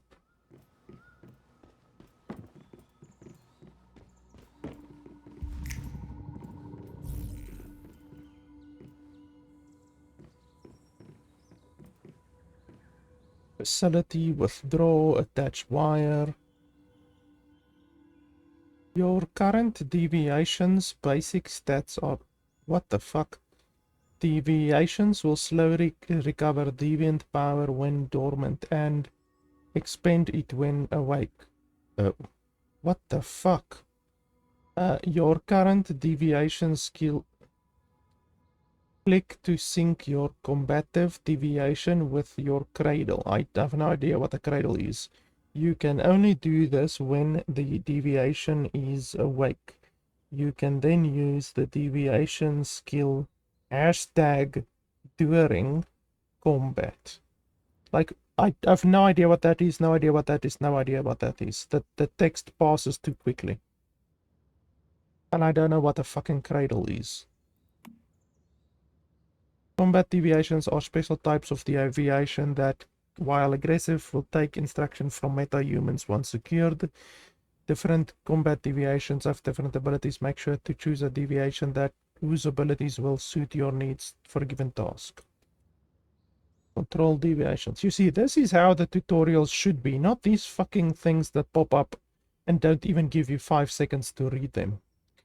The dormancy threshold of a combat deviation is not settled and defaults to 100. When a combat deviation fully recovers deviant power, the deviation can be synced to the meta-human's cradle via the synchronization button. When carrying a combat deviation, its deviant power is shown here. Where is it shown? You're not showing me anything on the screenshot, so I don't know where it's shown. Using its skill consumes deviant power. Like, just this fucking sentence alone gives me a headache. All of these buzzwords and bullshit words that are used, like, it gives the player a fucking headache just reading this sentence alone. It's such a huge amount of just bullshit nonsense words. I don't know why they can't just use normal English fucking language instead of thinking about all of these fancy bullshit words. Okay, so is it done now? I don't know. Game's tutorial is terrible. So is it done? Okay, well, my thing is saying I should go outside now, so I assume it's done. Oh yes, I see it in my backpack now. Okay. So yeah, I'm carrying it around now. Apparently, even though it's still showing over there, apparently this butterfly has a twin brother. And I'm carrying the twin brother around with me now. That's apparently what's going on now. F to gather with your bare hands.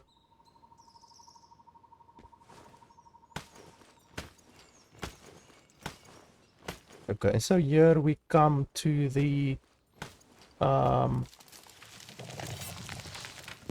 gathering part of the game. So can I then loot the tree, or can't I loot the tree? Can I loot these ones? Okay, so I'm pressing F, F, F, F. Can't I like do this? Huh? Why do I have to use my hands? Like, look at that bullshit. Why do I use a bloody massive stone that I pull out of my prison pocket when I can just, like, use my machete?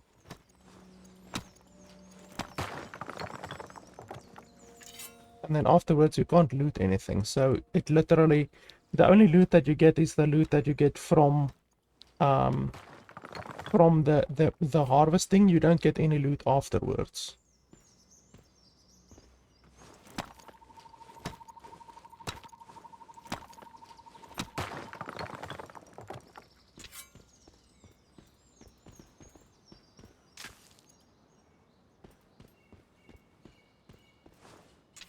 You know, I don't want to loot another tree because it takes ages.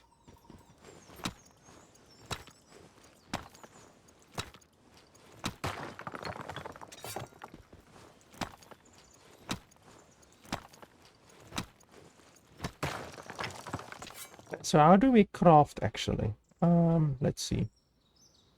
Tab, summon, cradle, camera, survival menu, or survival manual at least. Backpack, gear, blueprints, pistols, shotguns, rifles, sniper rifles, crossbows, melee weapons. Can I compare this one to my current machete? How do I do that? Okay, I can't even do anything.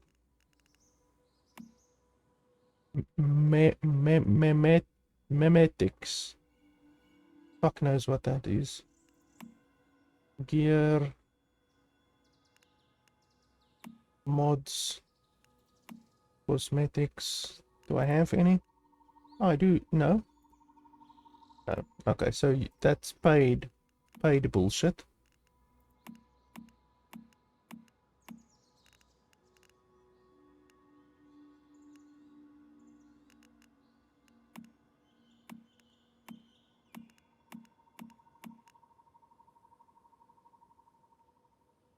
The fitting program contains fashion that is not owned and cannot be saved. Yeah, that's of course obvious. So how do you craft?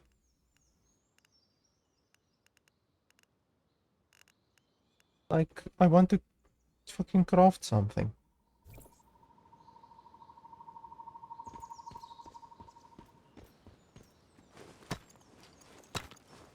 More stuttering.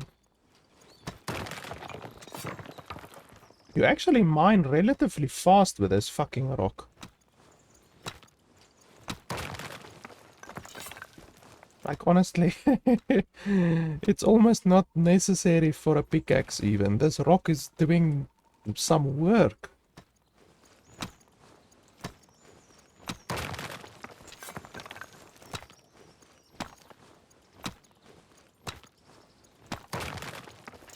Who needs a pickaxe when you have a huge fucking boulder that you can pull out of your prison pocket? So it showed a marker over here.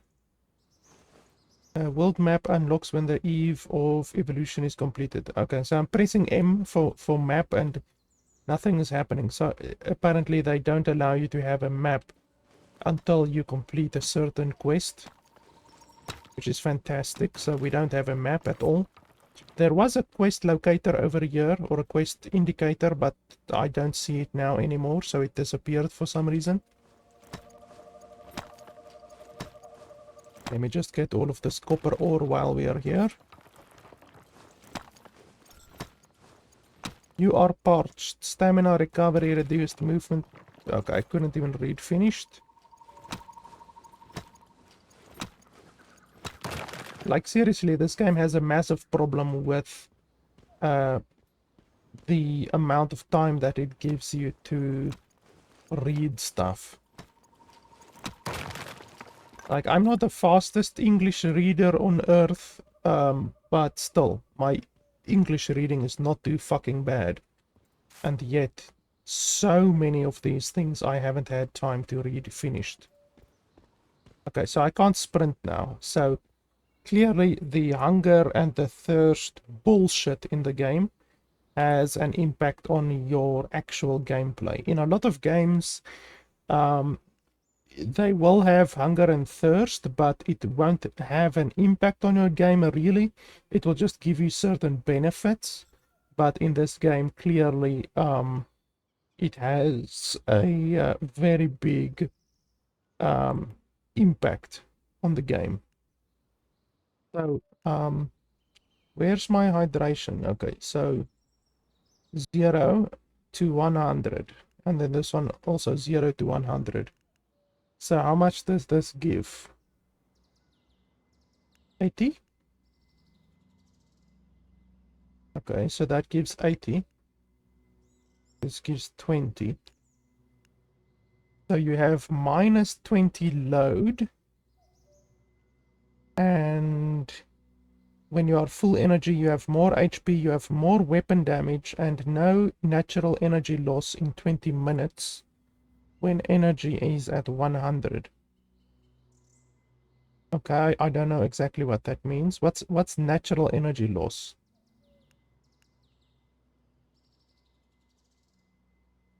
Like what does that mean? No natural hydration loss in 20 minutes when hydration is at 100. Okay. What does this do? Sanity. What's sanity? Your sanity will decline when you encounter monsters or enter pollution zones. Losing sanity will reduce your maximum HP. When your sanity drops more than half, you get a whim. You can only have 6 whims at any given time. Okay, that just sounds like the most fucking obtuse mechanic ever.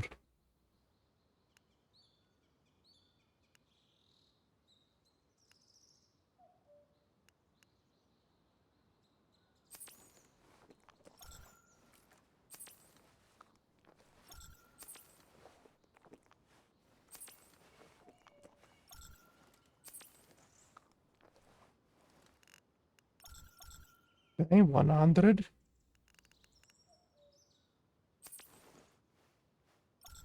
And this one we can't get to 100. We can only get it to 80. I'm not going to eat another one and waste one of them.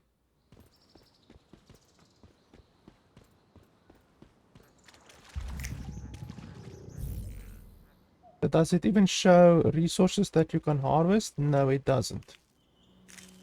So the sensibility doesn't even show resources that you can harvest. That's fantastic. There was another quest indicator over here. There was one over there and one over here, but now both of them are missing. So that's fantastic.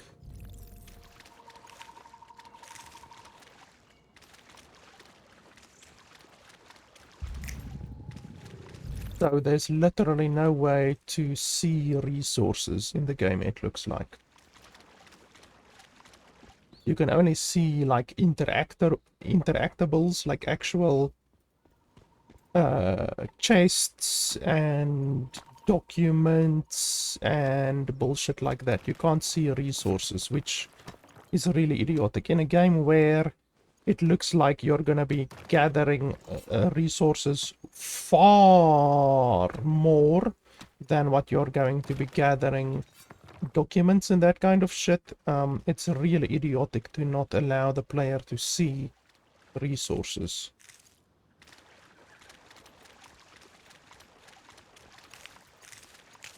I don't know what this shit is, I'm just looting everything that I'm encountering.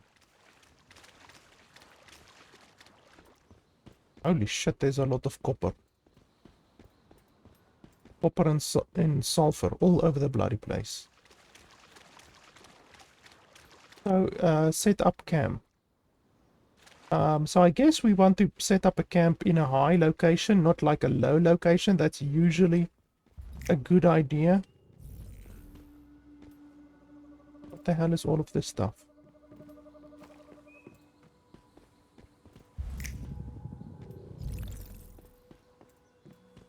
Okay.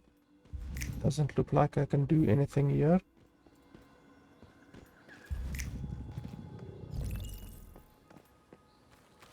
So what's the point of this whole place?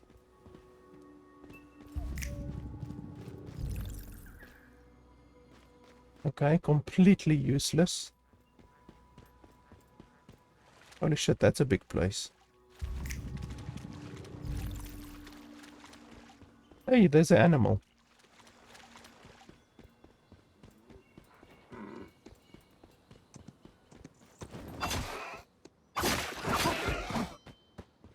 Just like that, 2 hits. Okay.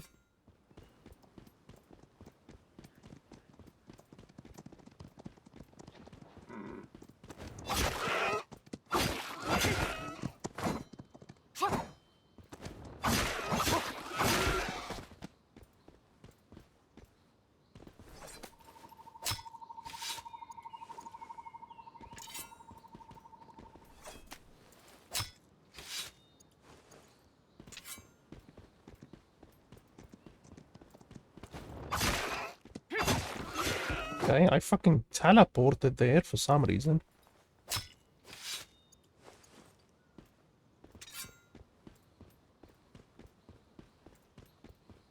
Look at this shit.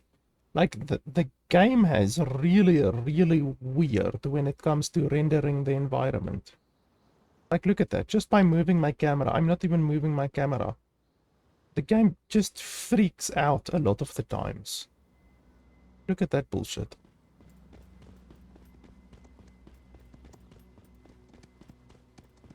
Why are their names Chinese? Oh, that guy had like 1 HP left.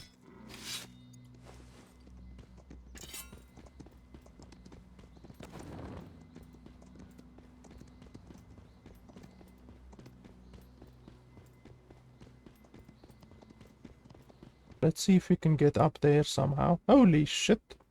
Look at that. Okay, so this is a typical NetEase game. They are known for having some really buggy games. So let's see, can we get up here? Jump, jump.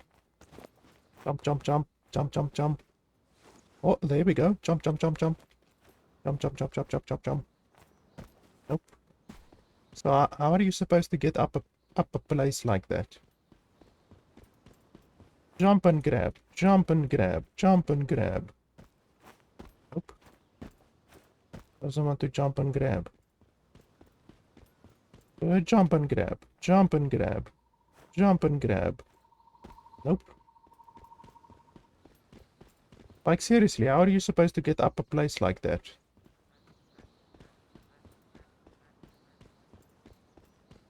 Can we get up there, maybe?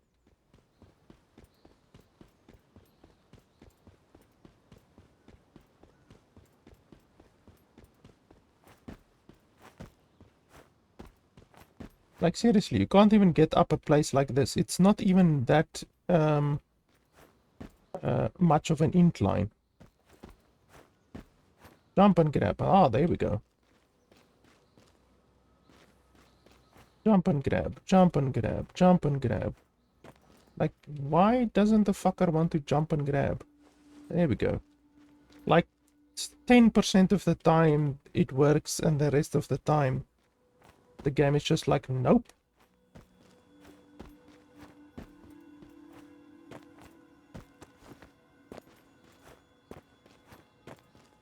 Come on, jump and grab, jump and grab. There we go. Jump and grab. There we go. Okay, so clearly the jump and grab system in the game is terrible. What's that over there? Windmills, okay. I wish I could open my map and look if this is a neutral place or enemy place or whatever. There's barbed wire. So it might be an enemy place. Vultures. So I'm suspecting this is a enemy place.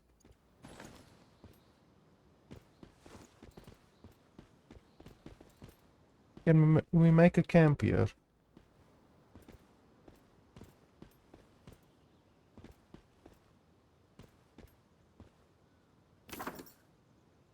Server verification in progress, please wait.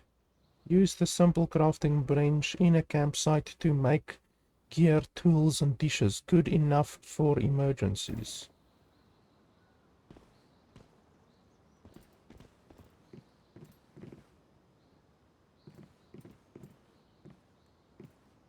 Craft with bare hands. Okay, well, what I would want to craft is something like this. Use everything. The item you can currently craft are display. Okay. The crafting queue has limited capacity, so remember. Okay. Okay, thank you. Very, very useful. Really fantastic tutorial so far.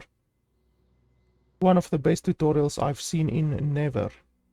Use everything you have on hand to fight those deviants and survive out there. That doesn't tell me fucking anything. that doesn't tell me any salient fucking information. Seriously. Okay, so there's only a crude pickaxe. There's not like a axe or anything like that. So we literally can only get a crude pickaxe right now. Roasted hawthorn. Roast brings out the flavor, energy.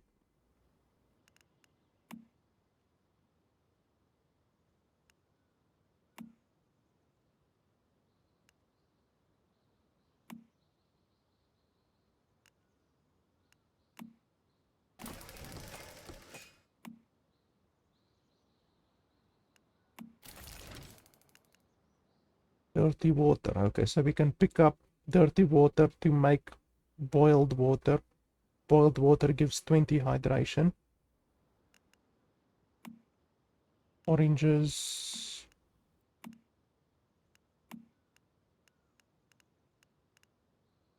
Okay, so this is all of the stuff we can make. Weapon crafting. Crossbow. Log.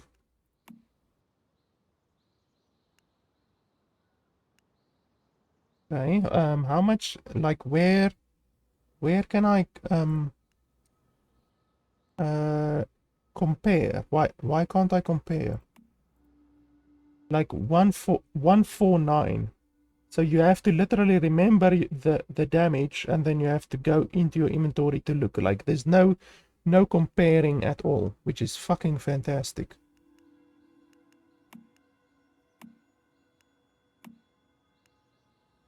And then armor, we can also make armor, but that requires hide.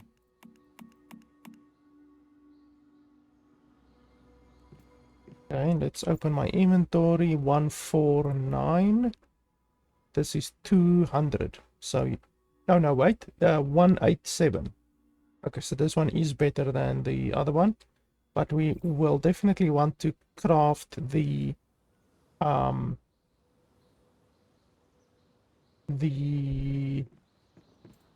crossbow, because the crossbow will be nice. Why are you still using the bloody rock? Come on.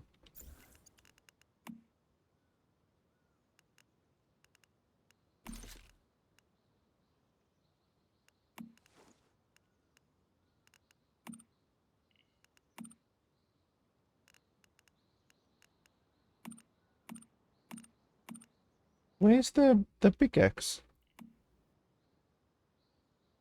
Do I have to equip it here? No, it's not here.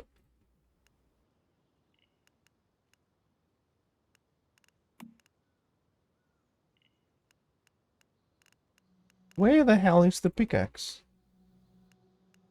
Like, am I a moron or what's going on here?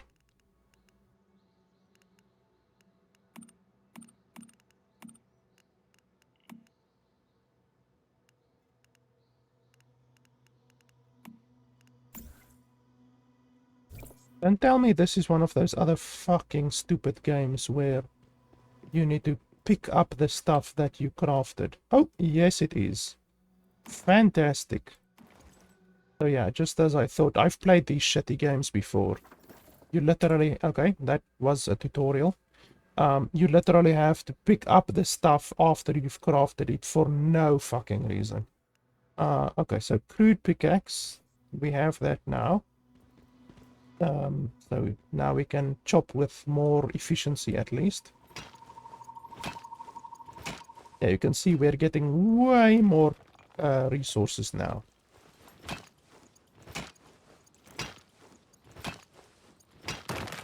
So that's a lot better. Sulfur, we need a little bit of sulfur. And then we are gonna need... Why am I just getting gravel and no sulfur?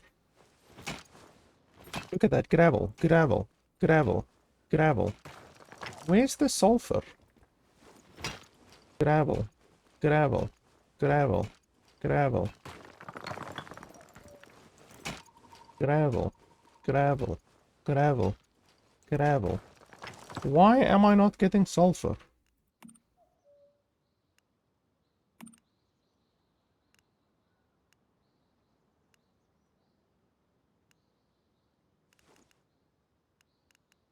Like, I still have plenty of space left.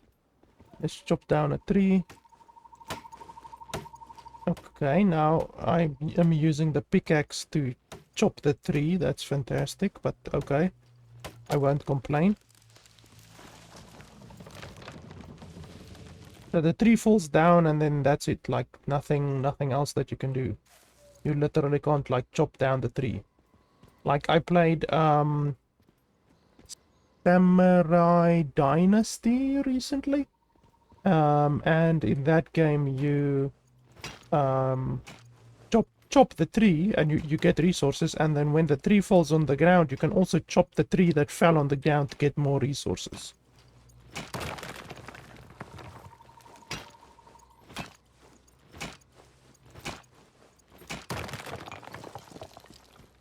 Okay, so we should have enough wood now.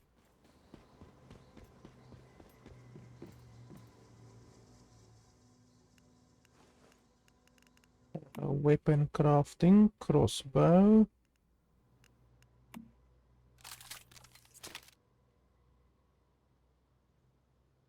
Equip a secondary weapon.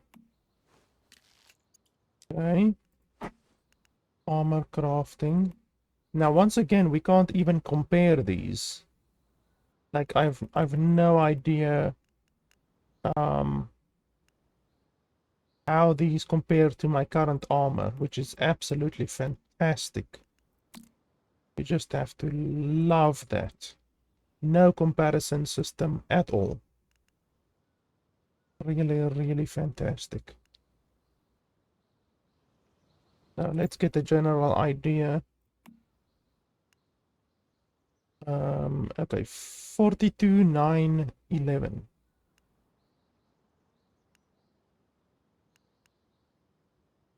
$112, 8.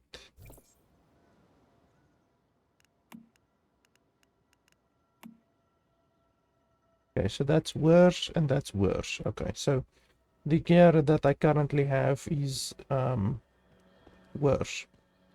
Do we have to make arrows?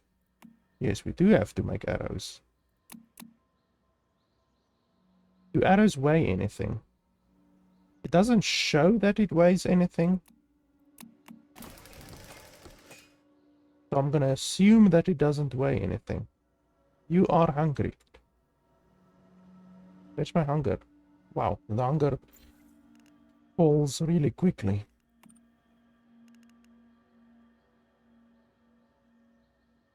Okay, so we can actually wait until it reaches around 20%, and then we can use this one to boost us up completely again.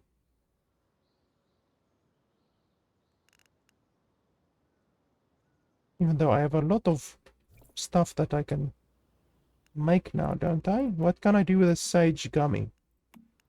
Nothing. Yeah, apparently I can't do anything with the sage gummy. Okay, so I have 34 arrows now. That's definitely not enough. Does the arrows weigh anything? 0.7. Okay, that's very little. Because you have to take your weight into consideration, so this is unfortunately one of those games where you have a weight limitation.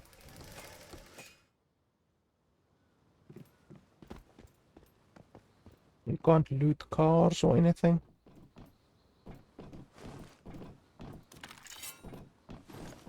So I'm gonna use my machete for the most part, and then I will use the bow for distance combat.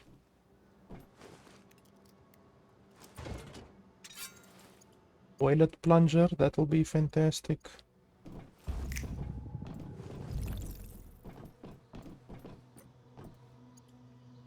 You see, like this water bottle, the the search ability doesn't even show the water bottle. It literally only shows containers and documents. That's all that it shows. It's really stupid. Can I get up there?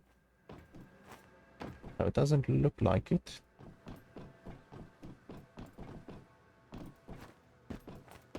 Nope.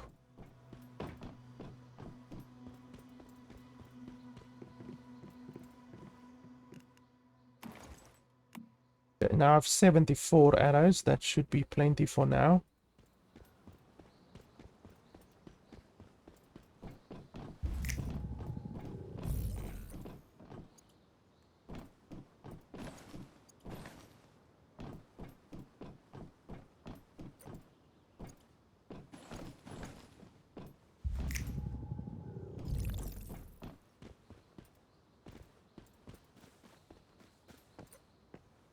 Wow, got a lot of stuff there. Got a fucking bed out of the dumpster.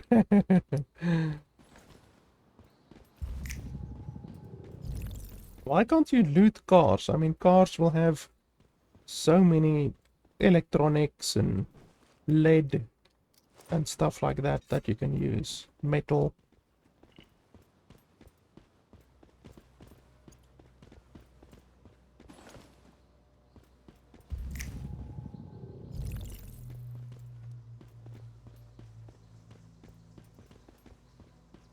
Another dumpster here.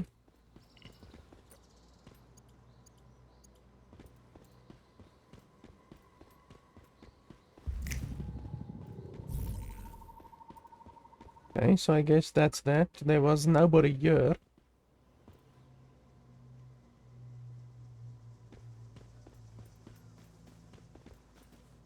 Like, so far, I've only encountered a couple of deers. I haven't actually encountered any enemies to speak of. So, do I just basically leave this place? Can I break this place down, or what?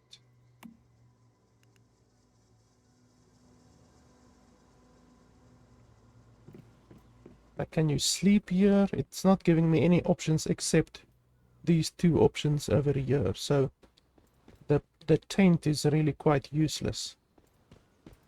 But okay, I now have a quest thing over there. I guess I can go over there. I was kind of wanting to head over in this direction, but okay.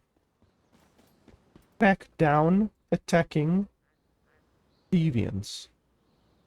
Track down attacking deviants. Is that seriously what it says? I'm sure it should be track down, not crack down. Holy hell, this game is really terrible when it comes to English.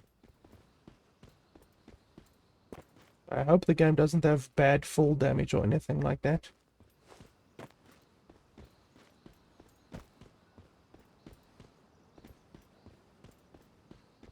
Let's see if we can get sulfur. Gravel, gravel, gravel, gravel. Where the hell is all of the sulfur? Previously I was getting a lot of sulfur, now I'm not getting shit. Can I chop these down? No, can't chop down the infected trees.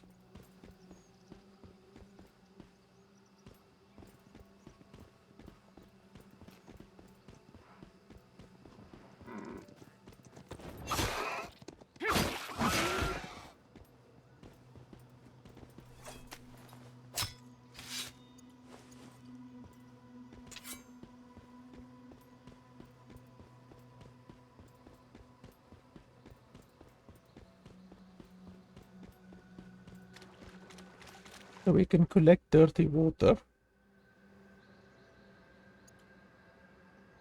15, 15, 15, 15. Yeah, that should be fine. I'm sure it weighs quite a bit. Yeah, it weighs 6 in total. Okay, so we can make boiled water with that.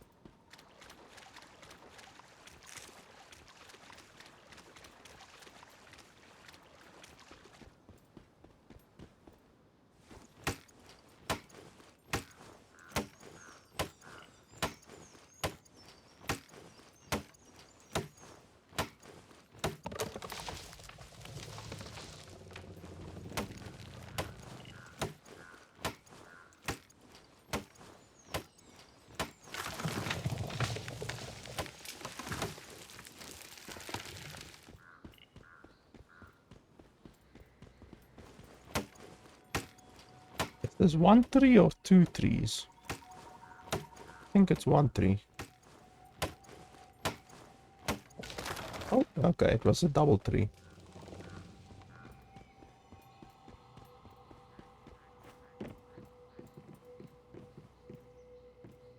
Fight? Fight what? Like, the game hasn't told me anything about fighting anything or anyone, and now all of a sudden I'm supposed to fight. Do I have like a storage? I can make food over here. Boiled water, okay, yeah, let's make 20. That will take 40 seconds, because of course it will. Complete season goals. Season rewards available. Navigate to seasonal goals tab and okay. Once again.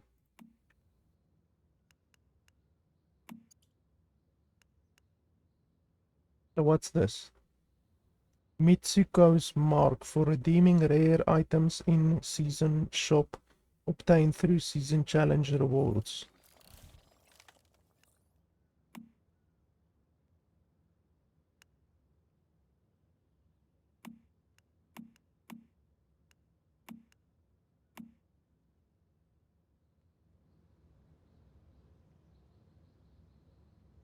Okay, was that literally all that I can collect? Okay, the same as what's that other game? Genshin Impact. They just give you a bunch of free shit for no reason. Eternal Land. What the holy hell is Eternal Land?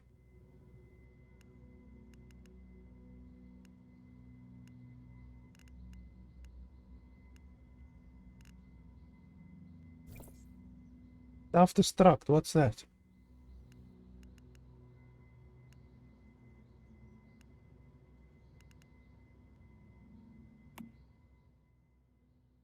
Login rewards. Yeah, what would a Korean or Chinese game be without login rewards?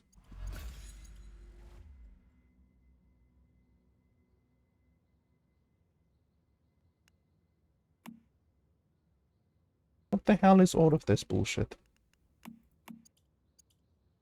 Can't they make a Asian game without this login bullshit and just a random shit to click and collect? Like, seriously.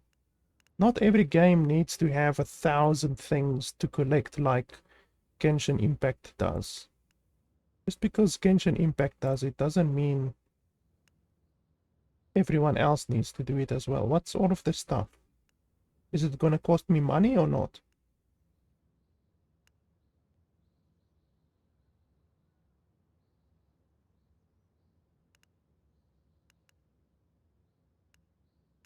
Like what's this? You receive 20 astral dollars every day.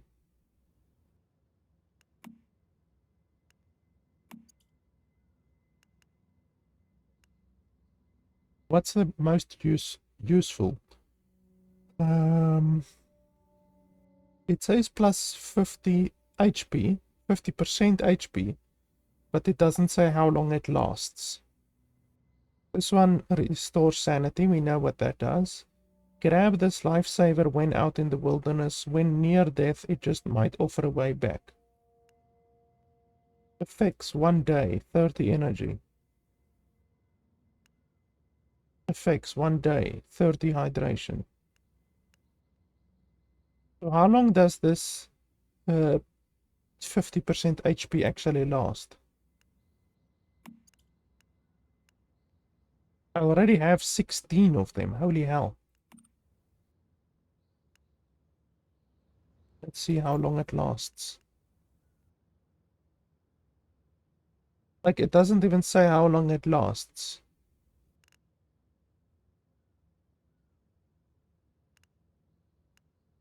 The cool, is that the cooldown, or is it, does it last 20 seconds? Because if it lasts 20 seconds, that would be fucking insane.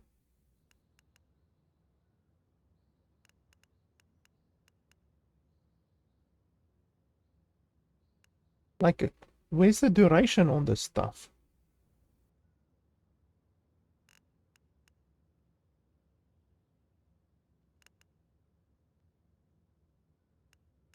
Does it literally last 20 seconds?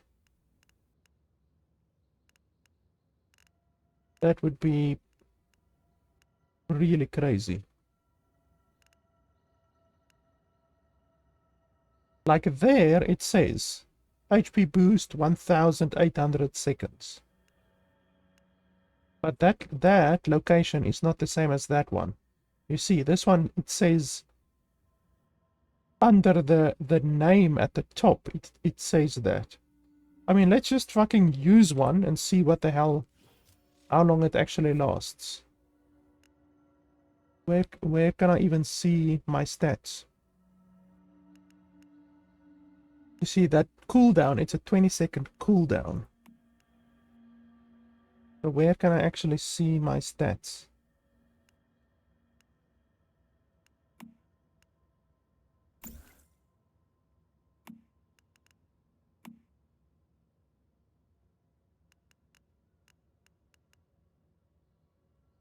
Like seriously, where can you even see your health?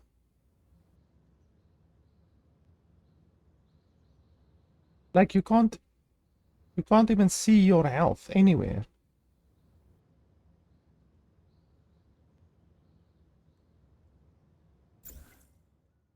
Like literally, I can't see my health. The health doesn't show up anywhere.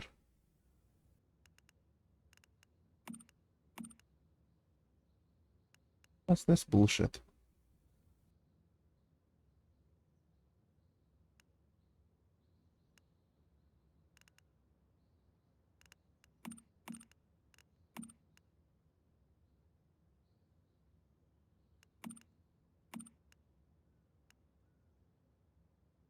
It doesn't even say what this actually is. Like, it doesn't actually say what it does. How difficult is it to just say what an item does? I can't believe you can't see your stats. Oh, there we go. Okay. 1779. Okay, but how much? Like, where's the buffs, first off? I don't see any buffs anywhere.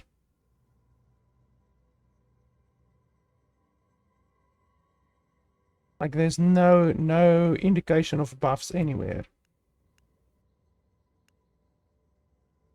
So I don't know how long that other thing lasts because the buffs don't show up. So I don't know. We will just have to see, I guess. I mean, we could use another one. Let's just fucking use another one.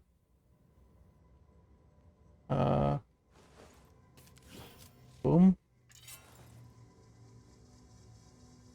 And then here. You see, my HP is still 1779. So it clearly doesn't last just 20 seconds.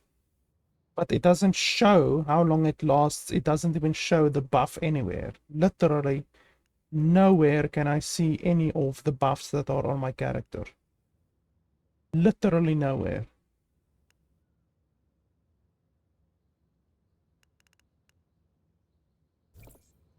Really fantastic.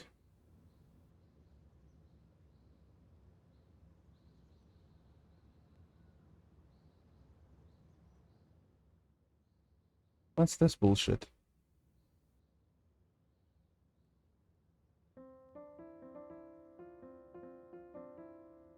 Okay, why would I want to do that?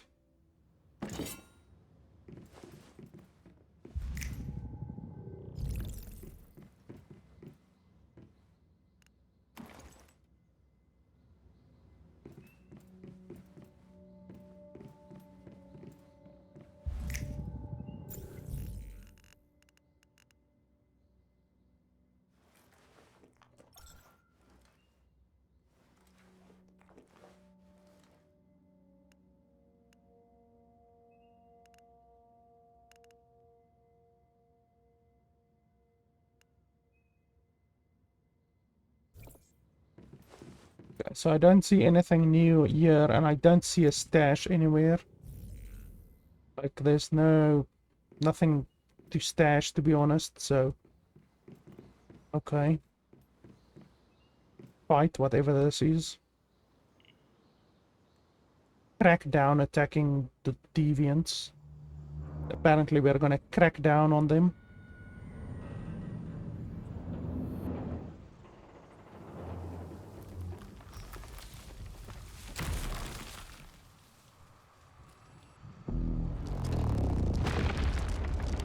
Holy shit.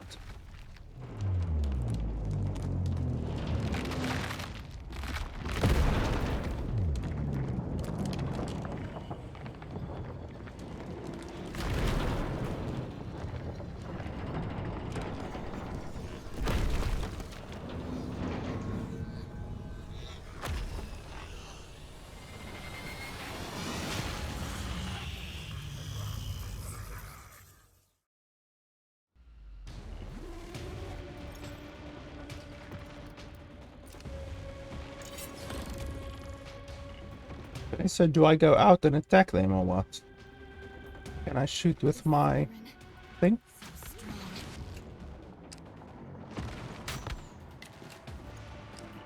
Summon the butterfly. It will fight alongside you. Pull out the roulette wheel. Now you'll see for yourself what it's capable of.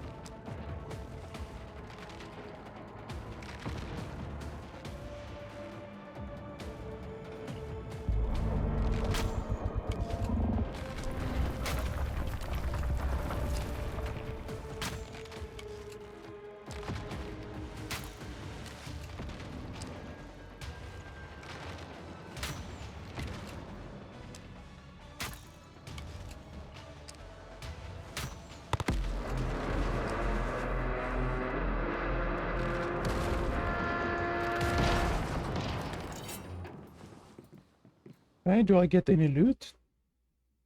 Holy shit, why did I teleport?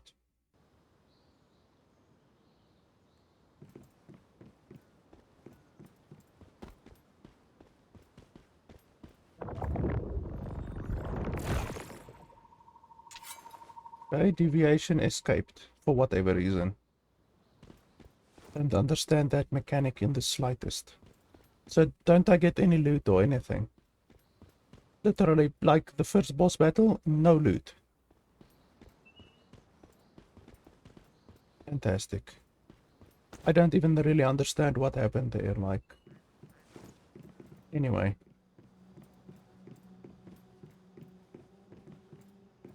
I called my my birdie thing out, but I didn't even see it attacking or anything like that.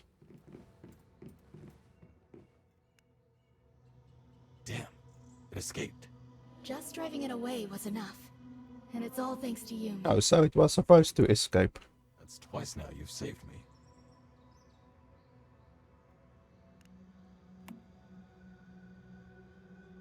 It's like I said, we think deviations are sometimes capable of passing between the physical world and rift space. It could be wreaking havoc in the physical world right now, even as we speak.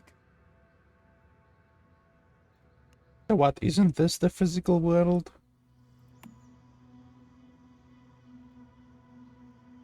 Yes, Mitsuko created this rift space, a refuge from the dangers of the physical world, or so we thought. Do you think that deviation will come back? It's possible. We just can't sit here and wait, though. Meta, will you go back to the physical world with me?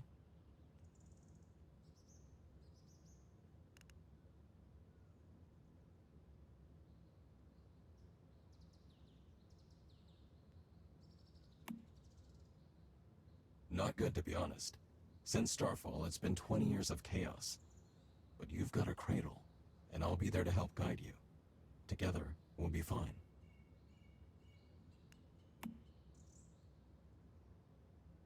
Mitsuko is too important. The Great Ones would descend on her the second she set foot in the physical world. We can't risk it. Take the butterfly with you. Put it in your cradle. That way, I can lend you some of my strength. No lip sync again? It looks like this is goodbye. Before you go, if you have any questions, I can try and answer them for you.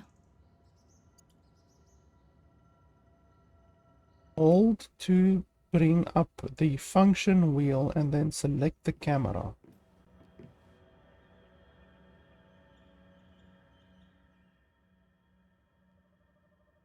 Okay, why would I want to do that?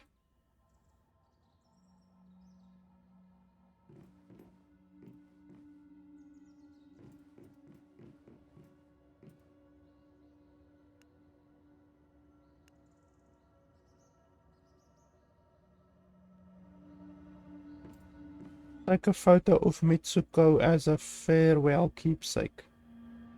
Well, I'm obviously gonna come back here, but okay, in any way. Yeah, how do you take a photo? Take photo.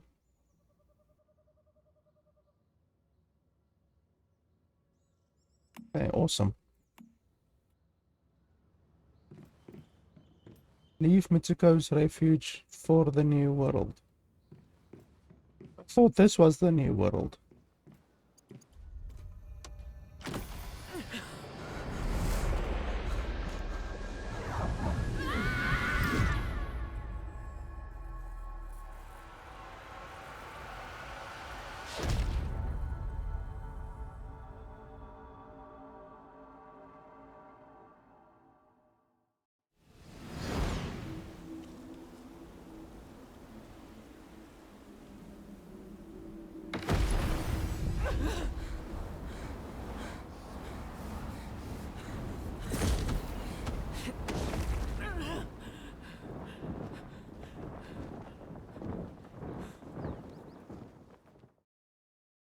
Look at that.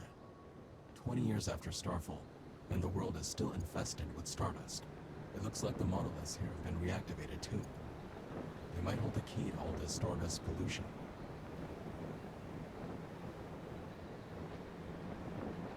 What's that shit over there?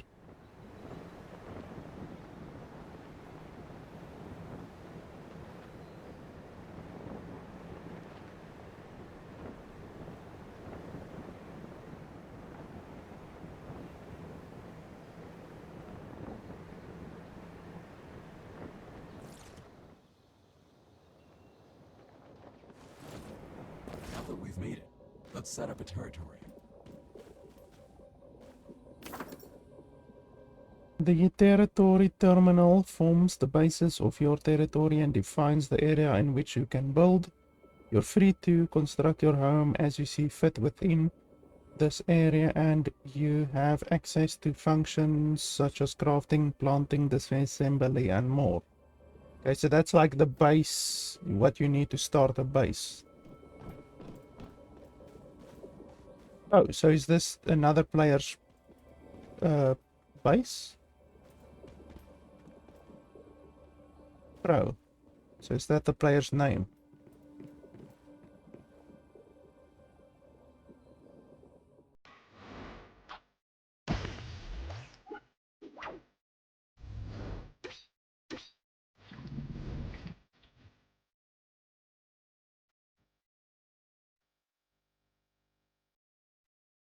What's this bullshit?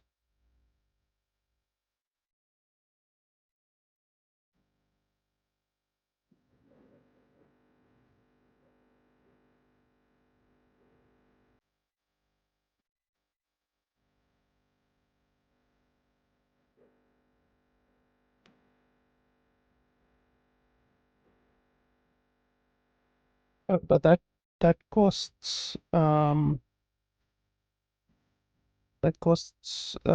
this stuff.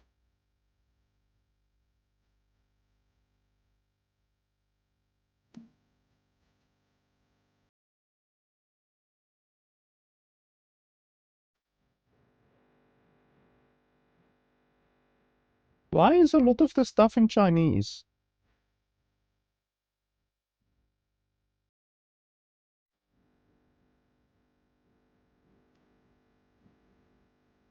Like, I wish they showed the chances. They're actually supposed to show the chances according to the European laws, to be honest, but I don't think NetEase gives two shits about laws, since they break them so often. So like this could be 95% to obtain, and then this could be 2% to obtain, and this could be 3% to obtain, or whatever. Like the chances make a big bloody difference. And then this other stuff, what's this? Pants? Yeah, this is just gacha bullshit. All of this is gacha loot box bullshit. I'm not gonna bother with gacha bullshit. They can go gacha themselves, another sucker. I'm not gonna be one of the suckers. You get the vehicles as well. I'm assuming I can't loot their shit. And I can't use their stuff either. Okay. So I thought this was like a boss or something like that, but apparently it's just some kind of a marker or something. I don't know. So I guess I don't know. Like, how can we go back to the previous place where we were? Or not really.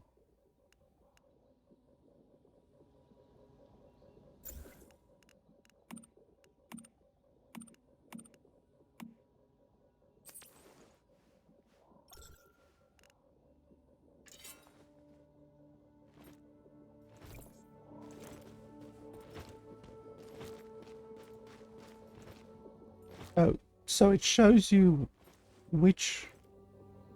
What's making that sound?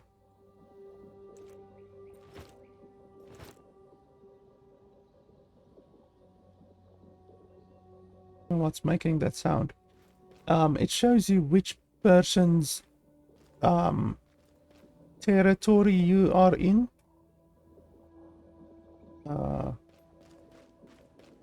Okay, but I don't want to have my territory next to other people's territory. These are very shitty places anyway. It's like down in the swamp. Anyone with any brains knows you always build on the high ground. What's this? Silver. Get a bit... Oh, need more advanced. Okay. Clearly I don't have that yet.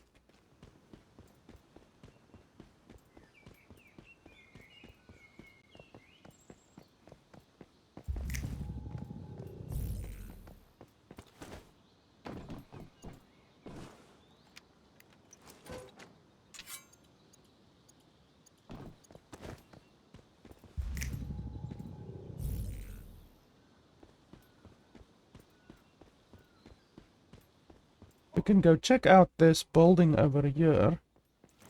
While we are here, there's no reason to avoid the building. Ripple in space-time detected. Where? I'm not seeing shit. Ah, I see enemies.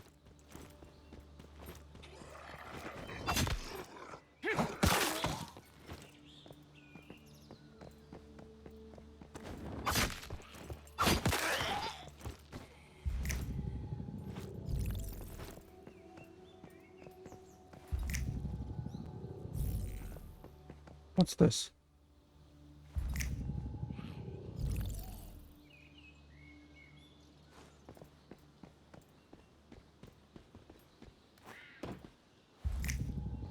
It keeps saying ripple in space-time detected, but I'm not seeing anything.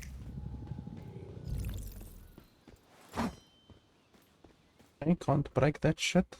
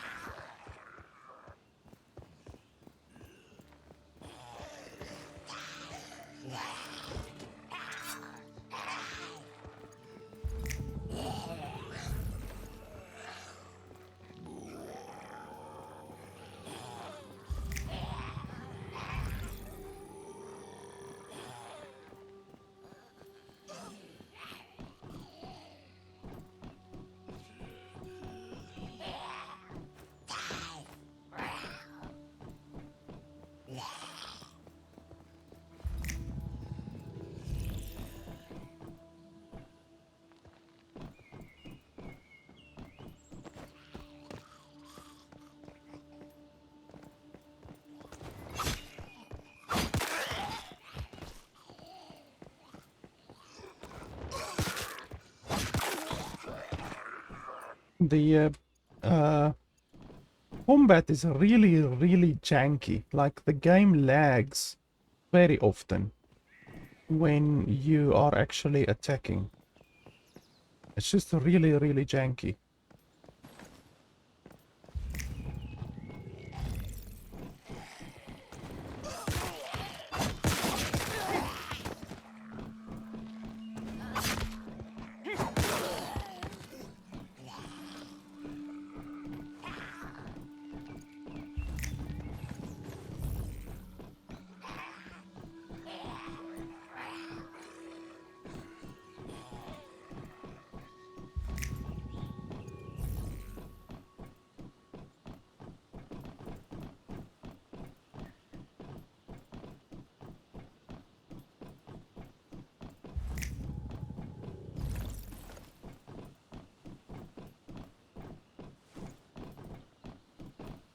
Now it is showing lootables. Previously it didn't show lootables.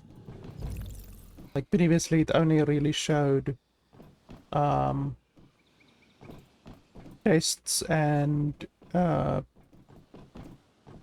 documentation stuff. Now it's actually showing lootables, which it didn't do previously.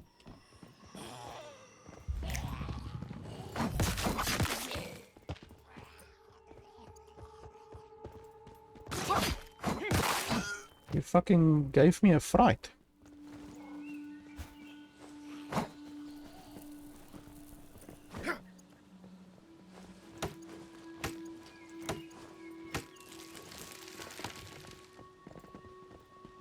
Okay, so this place is done.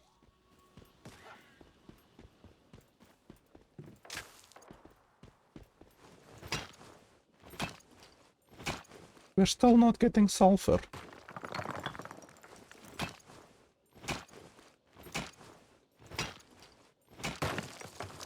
We're getting experience now. Are you telling me that we didn't get experience previously? Because that would be incredibly idiotic.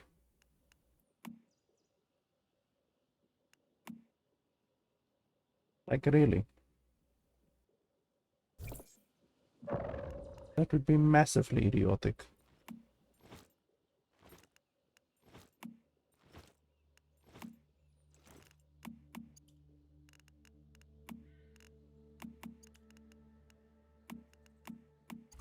Just fucking claim, click here, claim, click here, claim, click here, notification, click here, claim. Like, this bullshit is, like, so irritating. Like, seriously, not every game needs to be the stupidity that is Genshin Impact. So many fucking games can't be original. They just want to copy other games.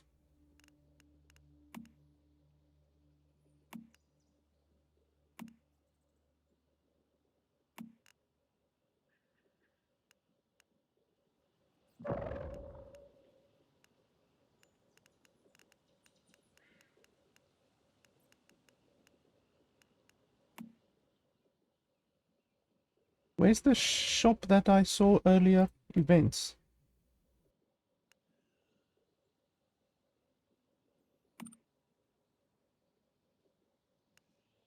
So you get 20 every day.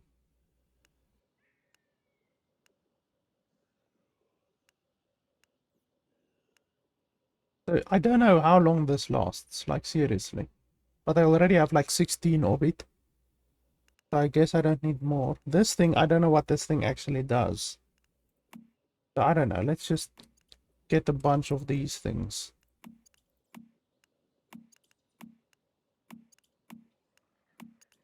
I don't know why it's limited to only 8. Like, I still have a lot of shit remaining. Stupid that it's limited.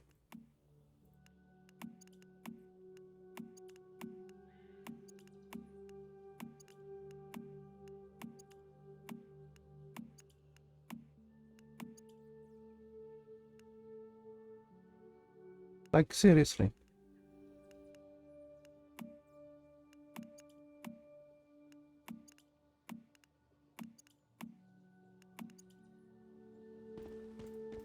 Okay, let's see where we are gonna put our base.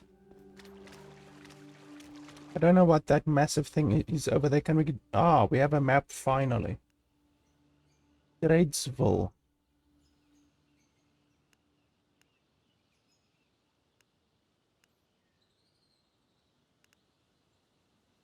Thoroughville.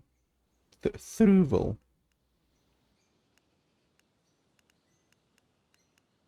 Level 4. Level 4.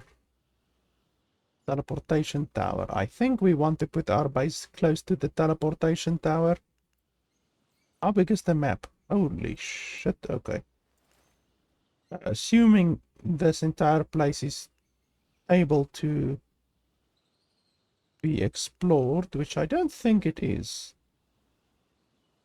Yeah, you see here, rift space. All of this is rift space, so all of this is not explorable. This entire area over here, anywhere where it says rift space is not explorable. And then here, this isn't explorable. Here is explorable. So only about maybe 50 to 60% of the map is actually explorable currently. Seems the highest place is level 52 currently in the game. So where do we want to... We don't want to put our base so far to the right side of the map. We want to put it more to the left side of the map. What's that? Level 20. Yeah, I'm not anywhere close to that. So if there's a teleportation tower here, more to the left maybe.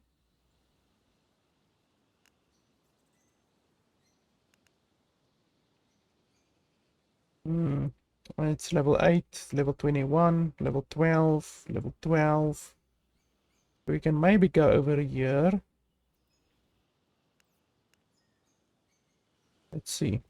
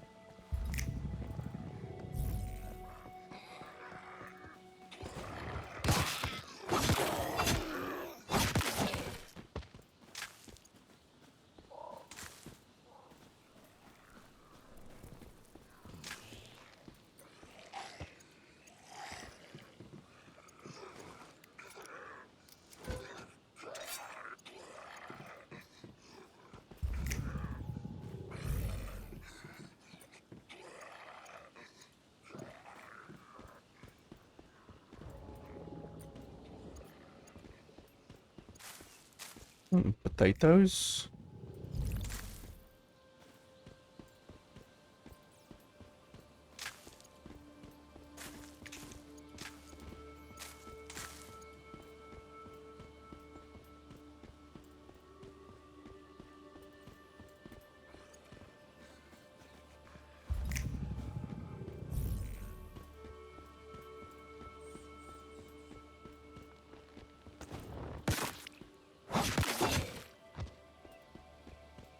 Combat in the game is so far so trivial. It's like a baby can play this game.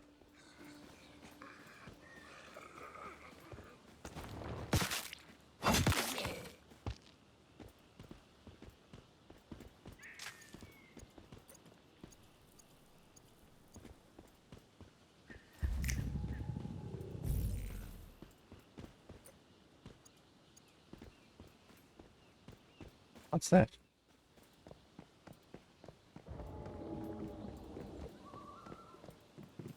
What the fuck?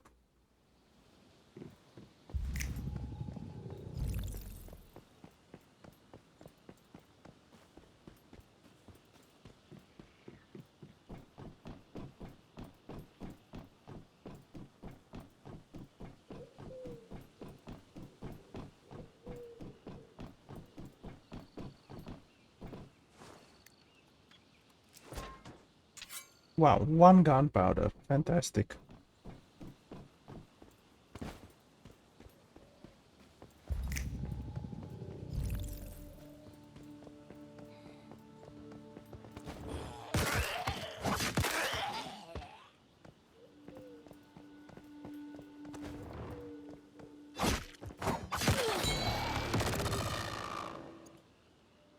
And what the fuck was that sound?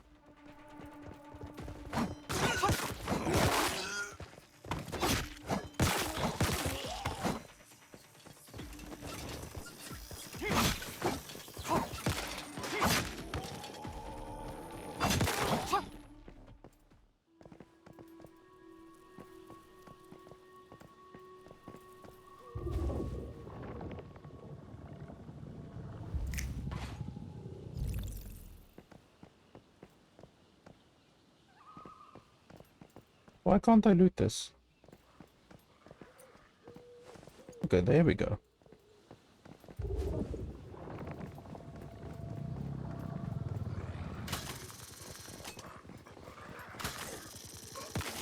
Oh, you can actually attack people.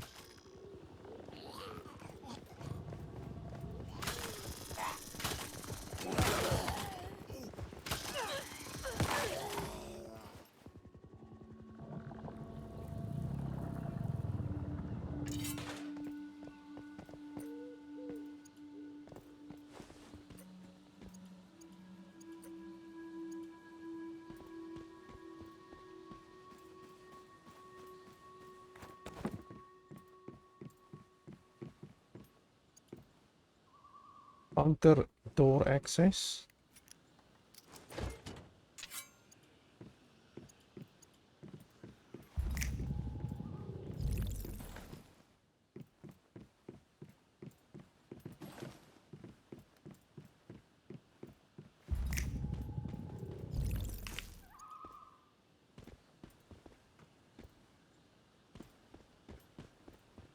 What's this thing over here?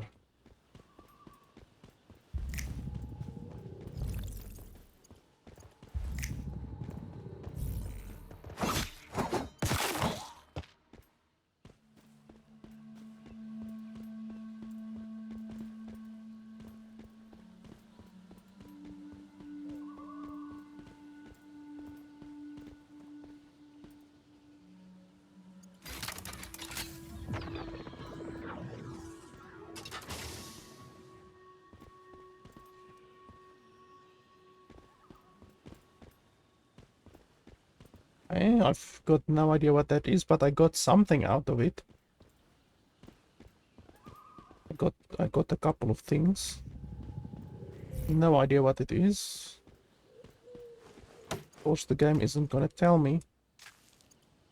Why would the game bother telling me?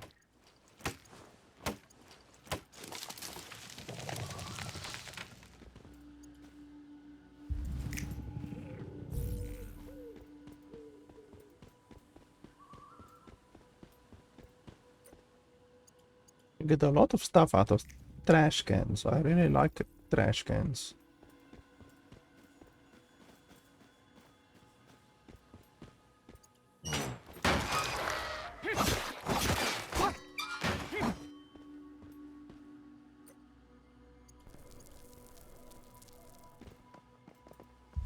That's like a mimic.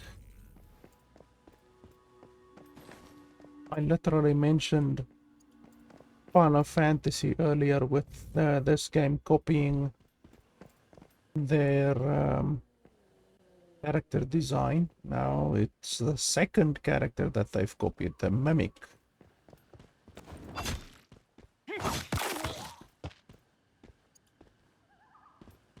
Another bunker access key.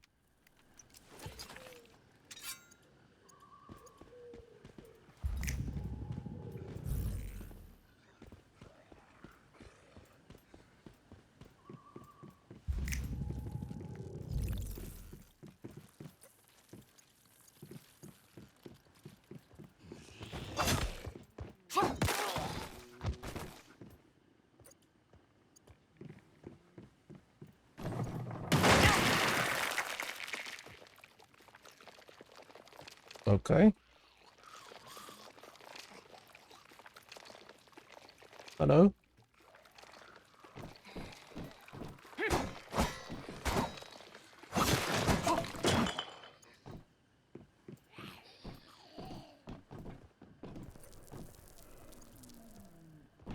So I was frozen for like 10 seconds there.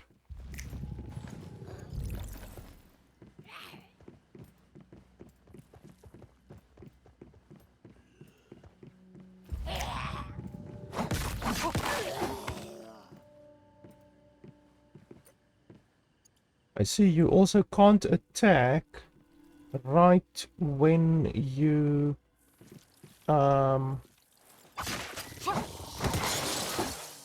do the snapping thing. So when you do the snap, you can't attack.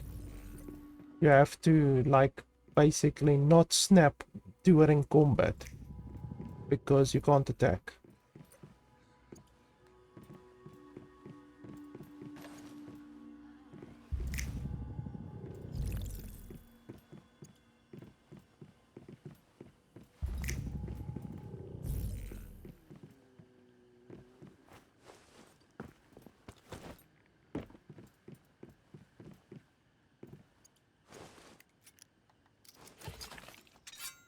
Oh, a shotgun. Do we have bullets for it?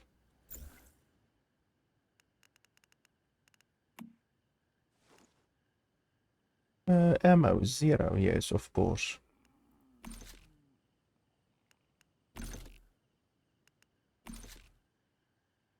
But it's cool that we have a actual gun.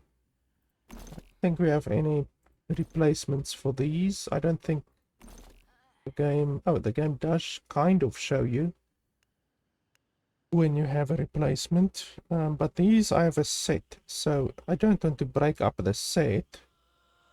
So I'm gonna keep the stuff that I have currently so that I don't lose my set bonus.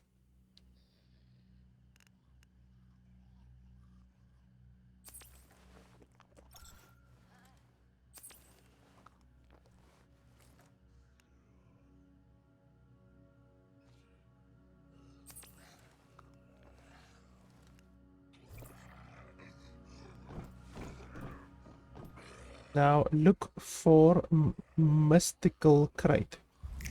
Is my next objective.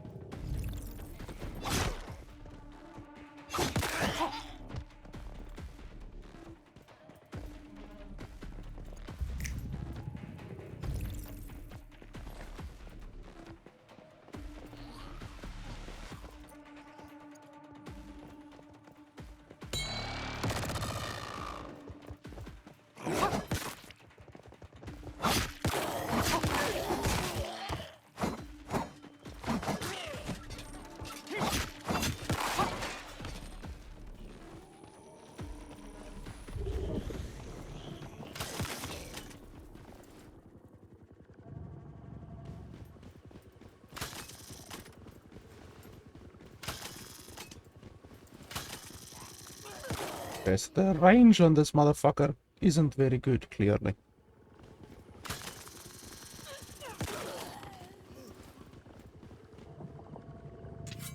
And it also doesn't have a whole lot of ammo.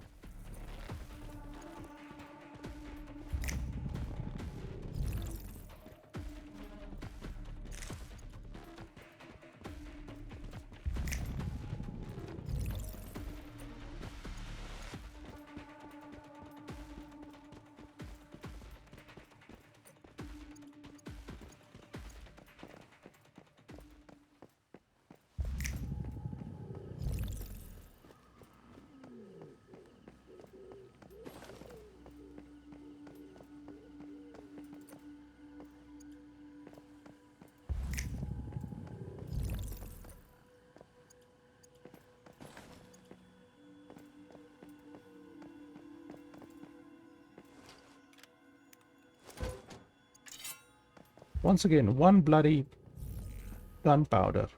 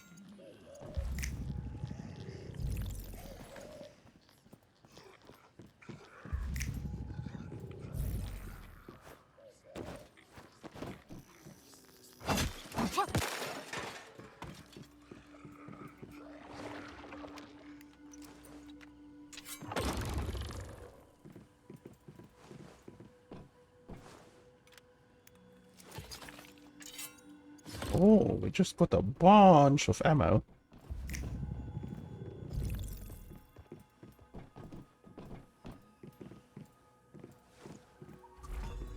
Let's see. Did we get the correct ammo? Nope, no shotgun.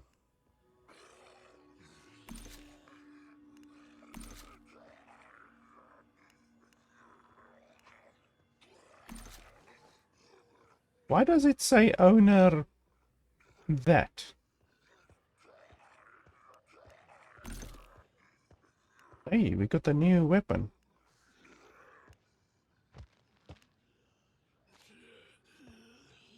But it does less damage.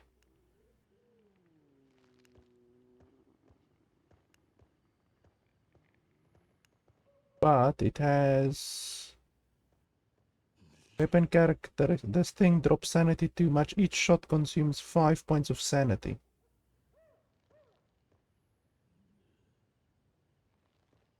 So does it drop my sanity or their sanity?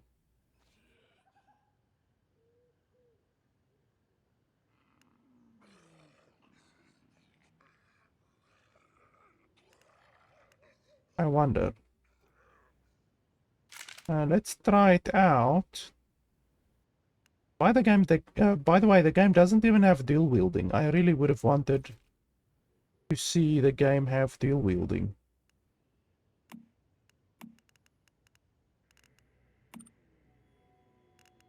So I have SMG ammo, sniper rifle ammo, pistol ammo.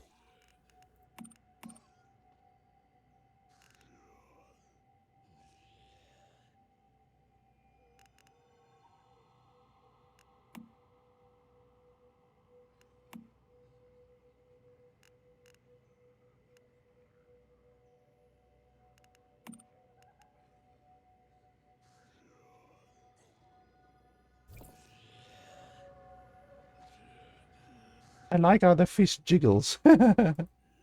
That's really cool. Let's see. Yeah, so I don't have ammo for this at all. Oops.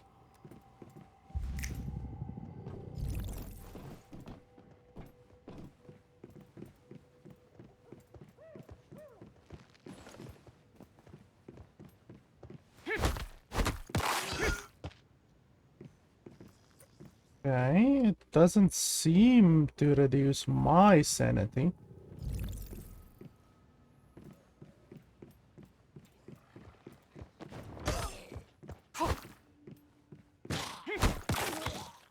Oh wait, it does.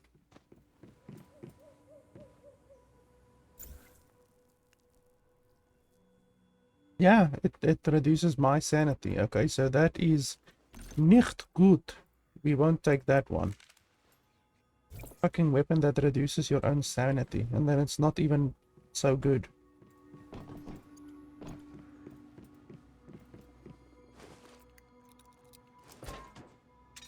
Once again, one gunpowder. What the holy hell?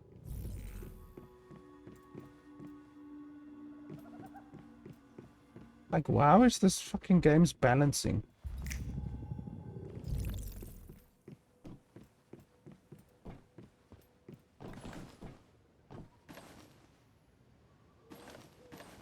Why? Why can't I pick this shit up?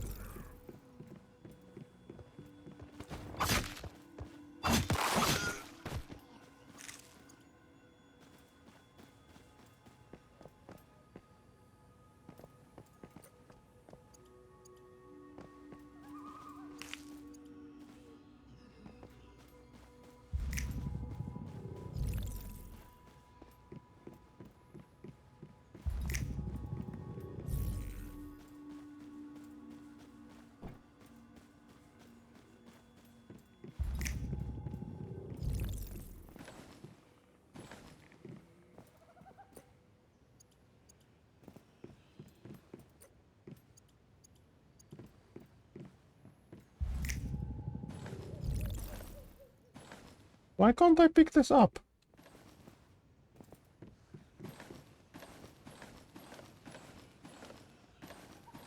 The game literally won't let me pick it up.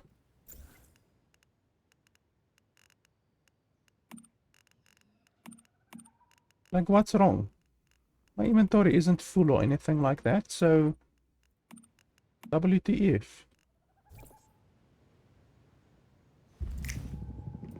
The game just will not let me pick it up.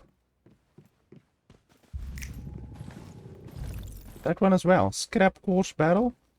Won't let me pick it up. Kettle won't let me pick it up. Like, seriously.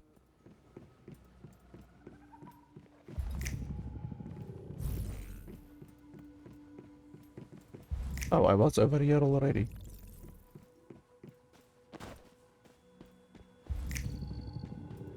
Okay, let's stop screwing around here and just go to the location where I wanted to go.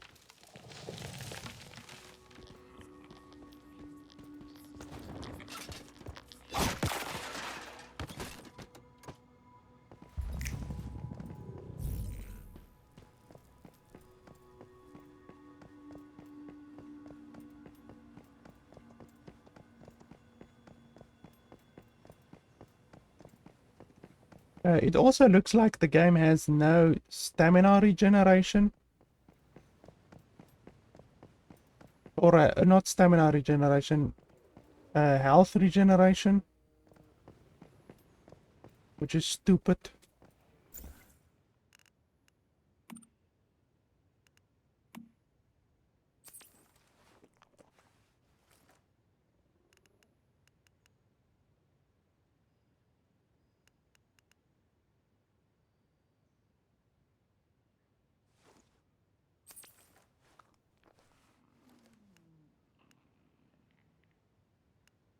I don't know why you lose sanity with certain types of food. That's so stupid.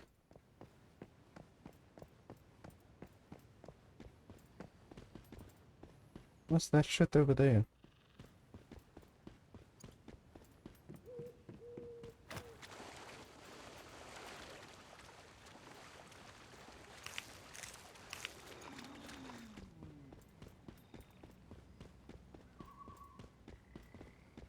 What's that?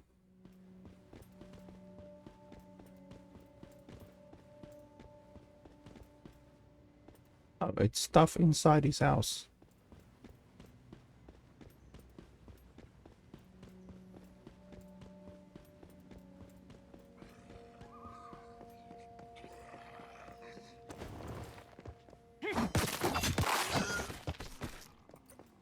Okay, well, it's good to see that I can still fuck up level 8 enemies. Okay. Seriously, this combat is a little bit broken. it's multiple times now where I've attacked an enemy and then nothing happened. Like the game just freaks out. If that shit happens repeatedly, like during a boss fight, then you will die.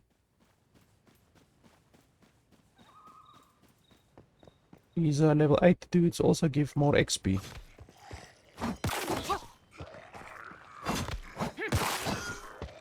Significantly more XP, actually. I was getting like 3 XP from those previous guys. These guys gives 12 and 13.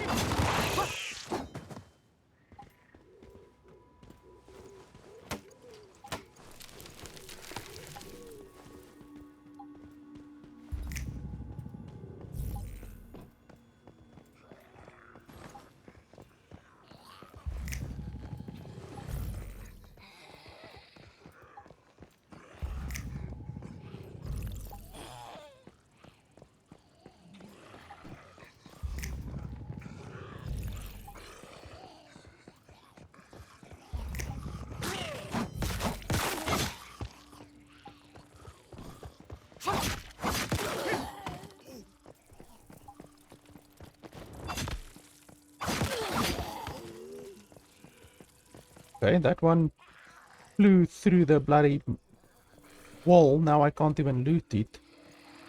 That is fantastic. I love that. That's really awesome.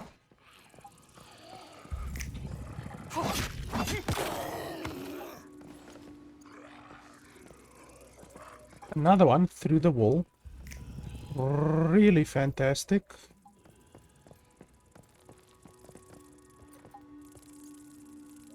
Like seriously, I don't know what this game is going to cost. Knowing NetEase, it is probably going to be a free-to-play game with pay-to-win mechanics. That's usually what they do. And yeah, what's this 13 on my back? 11. What is that? That's the first time that I've seen it. Like, honestly, at the end of the day, I usually put a score on stuff. I can't even go through here. Don't even allow me to go through the bloody window. Usually, if a game has a set price, then like if the game is dog shit but it costs $5, then I might still recommend a game, you know. But if a game is dog shit and it's whatever, $30, $40, whatever, then I obviously will not recommend a game, you know. So the price of a game definitely, where the hell did you come from? Definitely changes my recommendation, whether or not I can give a recommendation on a game. And when it comes to a free-to-play game, it just really depends how pay-to-win the game is. If it's a truly free-to-play game, then obviously there's no real reason for me to not recommend this game. But I highly doubt, given that this is NetEase, I highly doubt that this is going to be a purely free-to-play game. It is almost certainly going to be some variation of pay-to-win. Like, that's just what NetEase does. I mean, I can show you here if nobody attacks me. I can show you here, just 1 second. NetEase, and then we have a look on Steam, even though they don't publish a lot of their games on Steam, to be honest, but they do have their own launcher now, obviously, and this game is only currently accessible on that launcher. But if you have a look over here, this is all their pay-to-win bullshit games, and you can see mixed. This one is actually a pretty popular game. I don't know if it's pay-to-win. I've never played this game, so I can't comment on this game. This one is barely passable, 72%. And then mixed, this one is 21%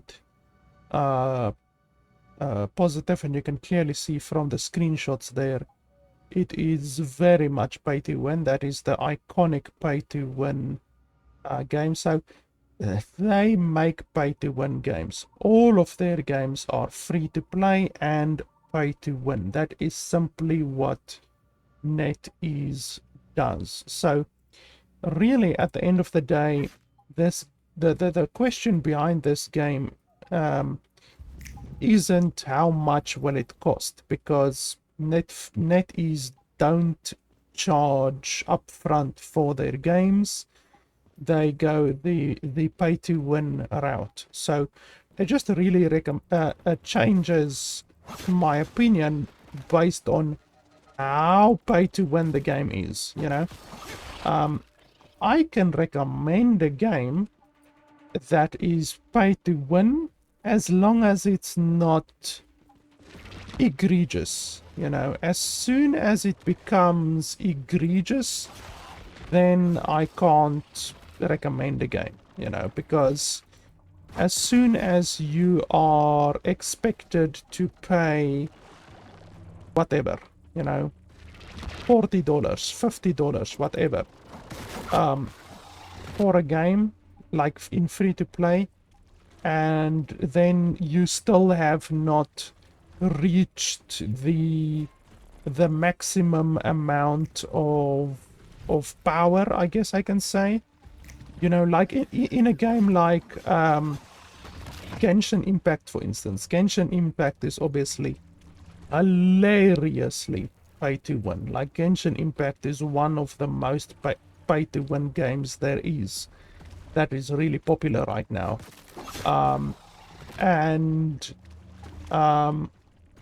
That is why I can't recommend Genshin Impact, you know. The gameplay itself is fine. I don't like the party system in Genshin Impact, for instance. I would have preferred it if it was just a solo character like this, for instance. This is a solo character that you run around with.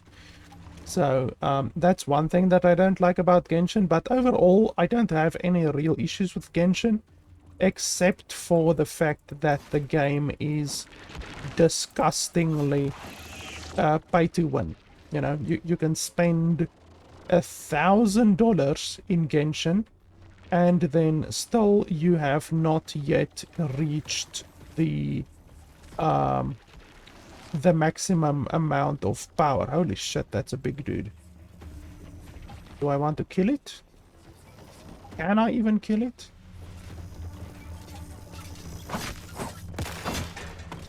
Let's see if this guy drops his head. Ah, he did drop his head. Okay.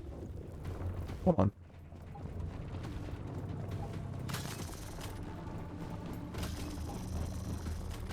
Where's your weak point? Don't you have a weak point? Doesn't look like it, and it's just standing there. Whatever reason. Die, motherfucker, die. Dodge.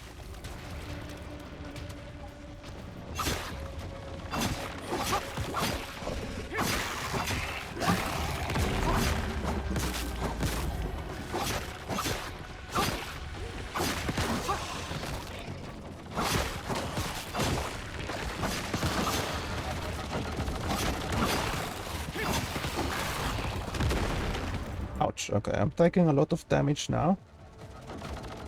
How do you heal?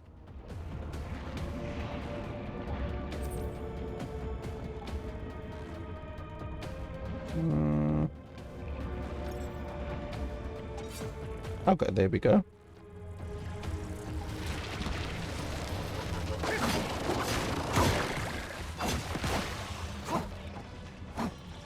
How the hell am I supposed to kill these bugs?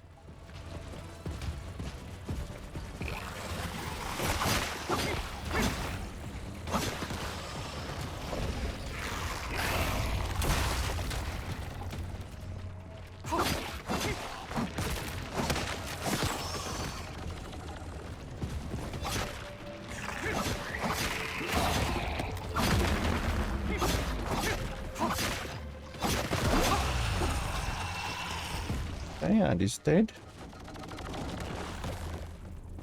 These bloody bugs, like, I can't even attack them.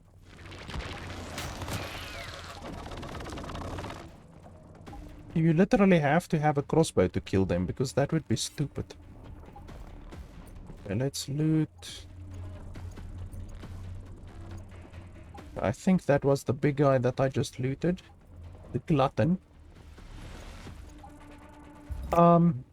So yeah, like I was saying, with NetEase games,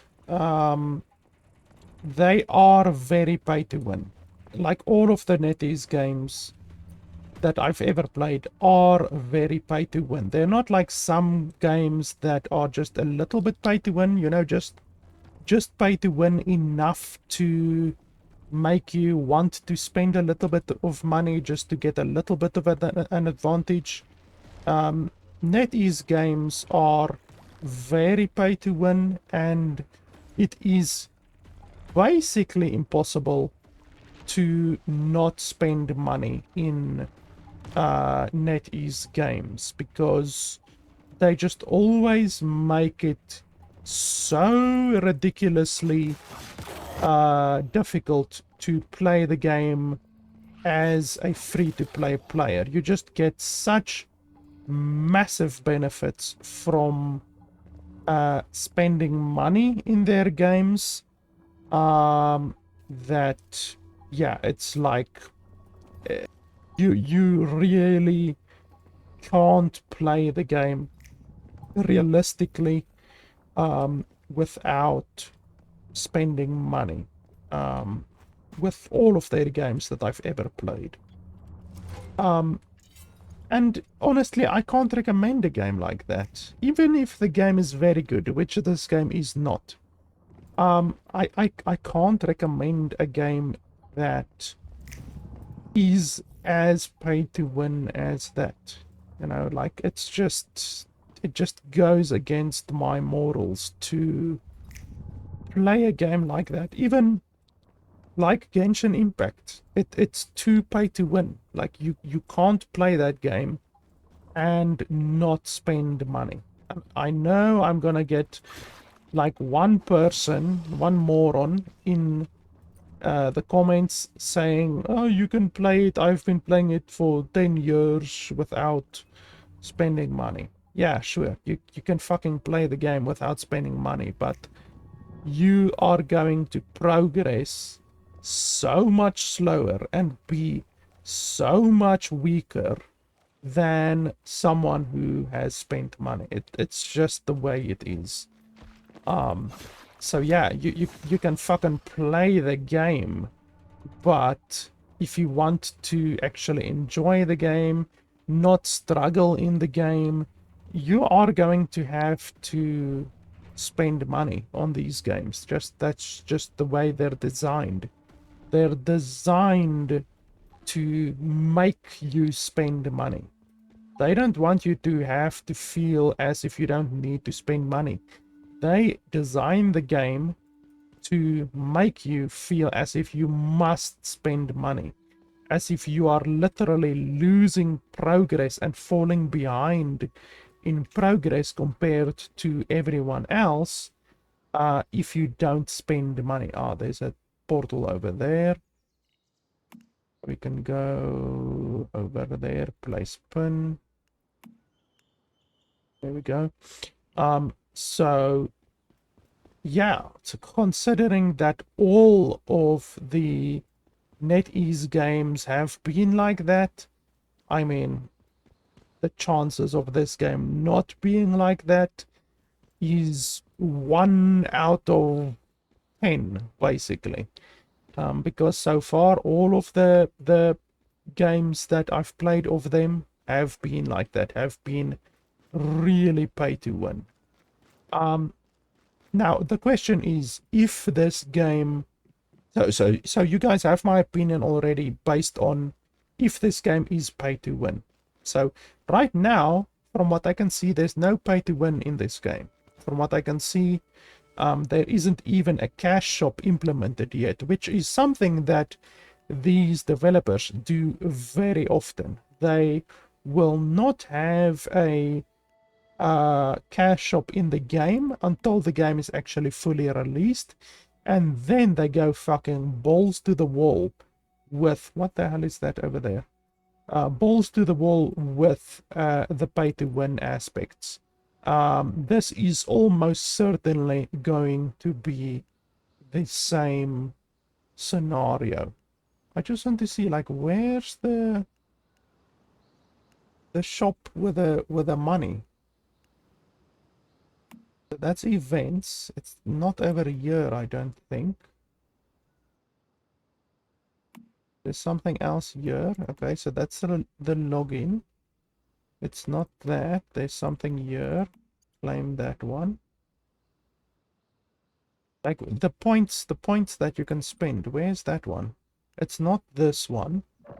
You see, this is the bullshit that I'm talking about, where they add so many bloody things to the game. Season shop. They add so many things to the game that you don't even know where to fucking go. It's like Genshin Impact. Okay, so if I have insufficient, you see, right now they don't allow you to purchase money, to spend real money. But you will see when this fucking game releases.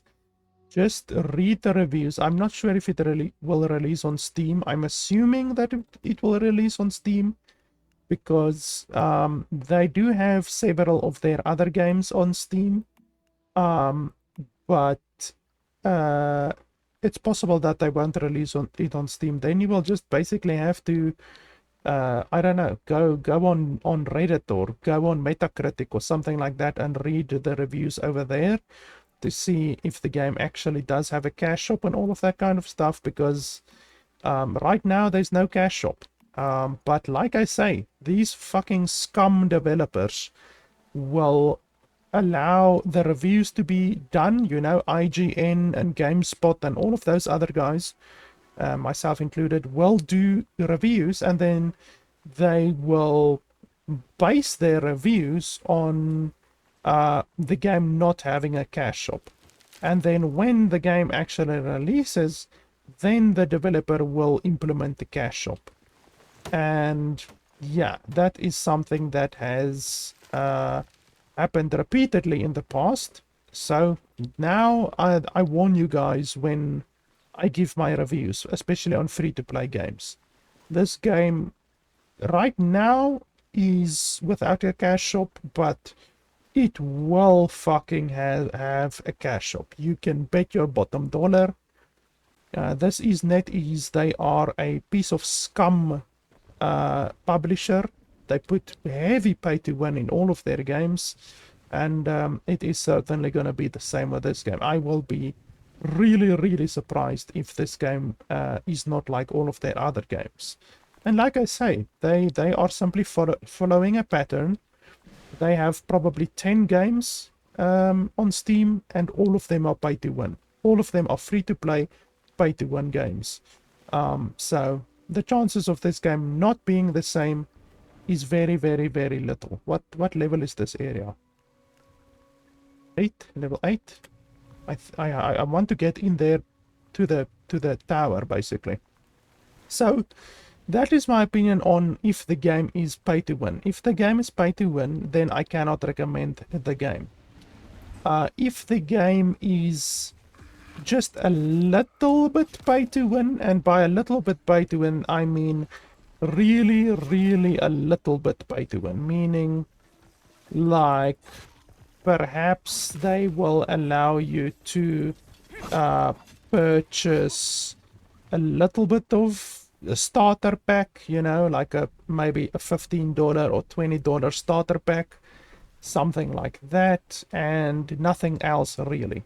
No boosters, no XP boosters, material boosters, no loot boxes that contain actual items. Like cosmetic loot boxes are fine. I don't really have an issue with cosmetic loot boxes as long as it's not very egregious. But if the pay to win in the game is just like, okay, you can buy a $20 or whatever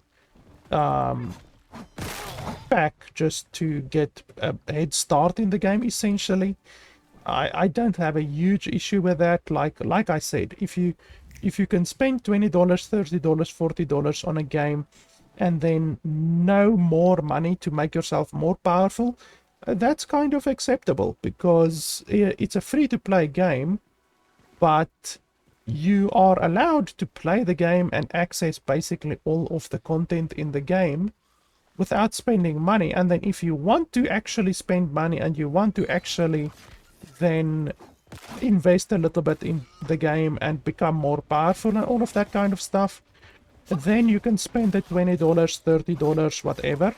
And who's shooting at me? Holy shit, that guy's shooting at me. Then you can actually spend the money and fucking jump rope and spend $20, $30, whatever, in order to gain that little bit of strength in the game. And that's it. Like, if there's nothing else after that, then really I don't have an issue with that, because it would essentially be the same as if the game cost $20 or $30 or whatever right from the beginning, you know. If you think about a game like Division 2, if any of you have played Division 2 before, Division 2 doesn't really have any pay to win in the game. I haven't played it in a long time, but the last time that I played it, it had no pay to win in the game. It had some really bad DLC, like paid DLC. Fucking they released paid DLC for the game every now and then. That was like $30, $40, I can't remember. I don't like it when they do that, since the game cost, I think, $40 or something like that up front in any way. So they're literally asking $40 on top of $40 already, you know, so it's not good. But Division 2 is a good way, a good example to do the game. You know, you ask an amount up front, and then that's it. You get the rest of the game just as is, you know. And this game actually does have quite a few similarities between Division 2 as well. It's over the shoulder third person shooter, essentially a looter shooter. But yeah, like I say, it really just depends on how pay to win this game is. If the game is like even a little bit pay to win, really, then I can't recommend the game, as the game is here currently. If the game is very pay to win, which it almost certainly is going to be very pay to win, then obviously I definitely cannot recommend the game in the slightest. Can I jump over here? You can't really jump over here. You have to pick your barrel up again. Come on, barrel. I want to end this video with a bang today. So yeah, quite honestly, my real opinion is that I can't recommend the game, because like I say, this game is going to be pay to win. It almost certainly fucking is. That thing over there looks angry. And I can't recommend a game that is as pay to win as what NetEase normally makes their games, you know. But yeah, if the game is not pay to win, if the game is literally like it is right now, free to play with only cosmetics, you know, you can only buy cosmetics, then I will be able to recommend the game, because there would be no drawback to the game then, basically. Fucking hell, I missed that one. I mean, if the game is a truly free to play, and all that you can really get in the game is cosmetics, you know, you can only spend cosmetics in the game, or spend money on cosmetics in the game, there's really no reason not to play the game. You know, you have nothing to lose. It doesn't cost you anything. If the game is shit, then the game is shit. At least you didn't spend any money on the game, and you can spend money on the game, but it's just on like cosmetics and stuff like that, you know. So if the game is truly truly free to play, then I will be able to recommend the game. You know, the game is not fucking terrible. It's not good. Like, honestly, I would much rather play something like Division 2 or any game like that instead of this game by far, you know. But I mean, it's not fucking terrible. It's playable, you know. I'm not tearing my eyes out or anything like that. But yeah, if this game costs upfront price, then I would maybe pay $20 for this shit that's in the game right now. It's janky, and the tutorial is fucking terrible. The game contains a lot of Chinese, which obviously, especially on a couple of weapons that we've already seen, like, you're supposed to be able to read the fucking weapon description, and yet it's in Chinese, so that doesn't fucking help at all. Now, why were these ones immune?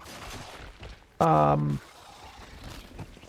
the game doesn't run well. Like, the game really takes a lot of resources. I have a 3080 RTX, and the game is constantly running at 300 watts of power consumption, which is really heavy.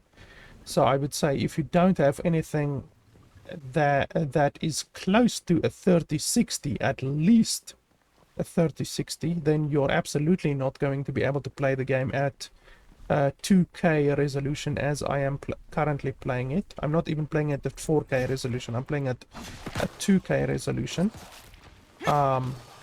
So yeah, the game just has quite a bit of issues, which, as I said, is part of the reason why I can't recommend the game if the game costs too much, or if the game is obviously pay to win. I can't recommend the game on principle if the game is pay to win, because I fucking despise pay to win games. I still don't know what levels even do. Like, I'm level 5 now, and I still don't know what it even does. Like, there has been no explanation or tutorial at all so far regarding levels or anything like that. There we get some Chinese again. Fantastic. There's no range indicator on the ranged attacks either, which is really stupid. Like, this thing actually has a really limited range, and there's no range indicator. So from here, I can't attack the guy, so you have to go closer till you can actually attack him, and there's no range indicator.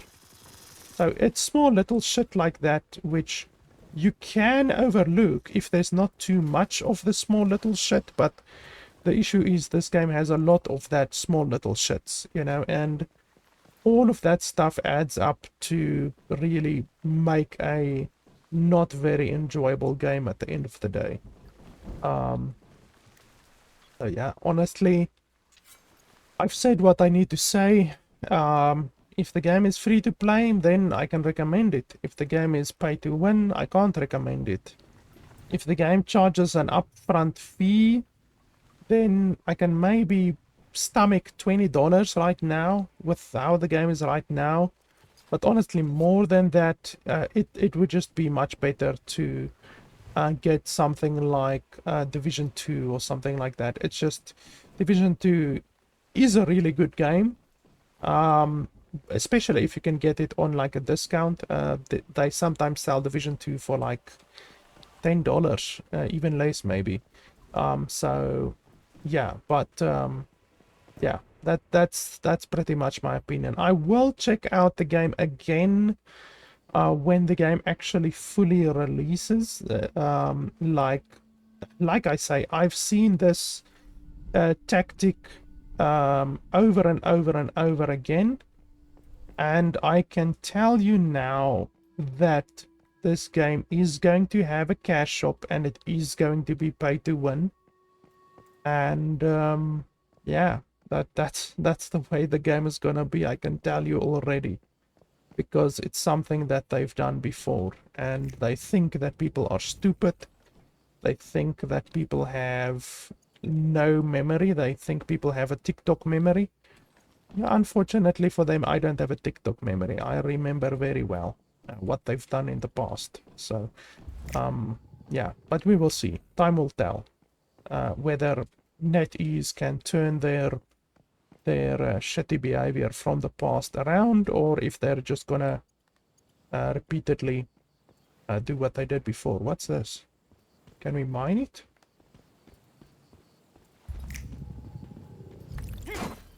Nope, can't mine it, and can't attack it, and can't jump over it, so I've got no idea what this is. I still don't know what these things are. Yeah, tutorial is fucking terrible. Anyway, guys, that is pretty much it. As I said at the beginning, if you are watching this video relatively recently after it was uploaded, then you can just message me on any of the platforms like Twitter. You can message me, you can email me. Don't comment below, because I'm not going to give a code in the comments below, because it will just get stolen.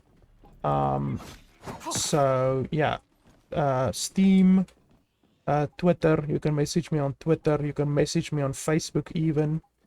You can email me, even though I would prefer that you rather just use a easier method of contact like Twitter or Facebook or anything like that. We get a little bit more Chinese there at the end. And yeah, I will send you guys a key. I have about a dozen keys for the game. It's just for the current test, like the current whatever they're calling this, closed test, beta test, whatever, alpha test, whatever. So the code will more than likely expire after that time. It's literally just a closed access key. But yeah, I will send you guys one if you request one on any of those methods. So yeah, yeah, that's pretty much it, guys. I will check out the game when the game releases. But yeah, I'm not holding any hope out, to be honest, for NetEase. As always, if you like the content, if you want to see more content, supporting me on patreon.com/LFP is the best way to support me and to allow me to do more content for you guys. So if you like the content, then you can head over there. The links are in the description below to those places where you can support me. So yeah, guys, thanks a lot for watching, and I'll see you guys next time.